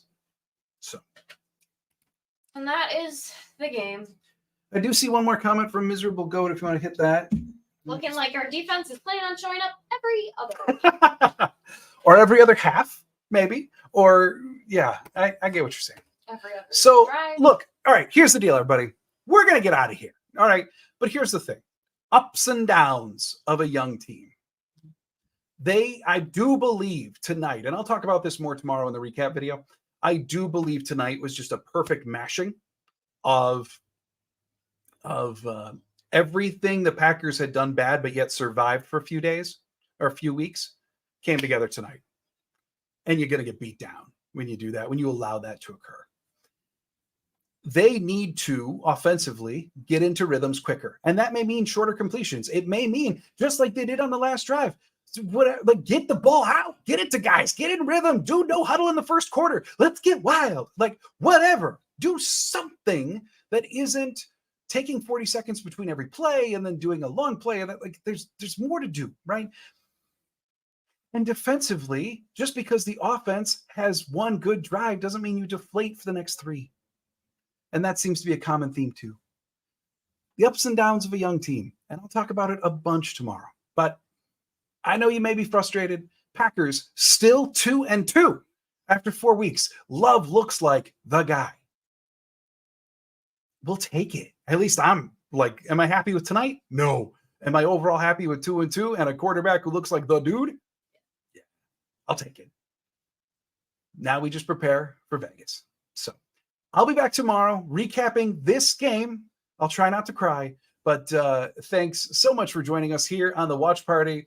Thank you, like really, thank you for the super chats. Chris, Cody, thank you so much for super chats. It's so cool. Thank you guys. Thanks everybody for being here. Thanks for interacting. It's been a ton of fun. We'll definitely be here for the Monday night game against Vegas as well. Until then, look for my regularly scheduled content Monday, Wednesday, Friday. I'll just look at the channel. You'll see it. But thanks so much for being here. And as always, go Pack, go.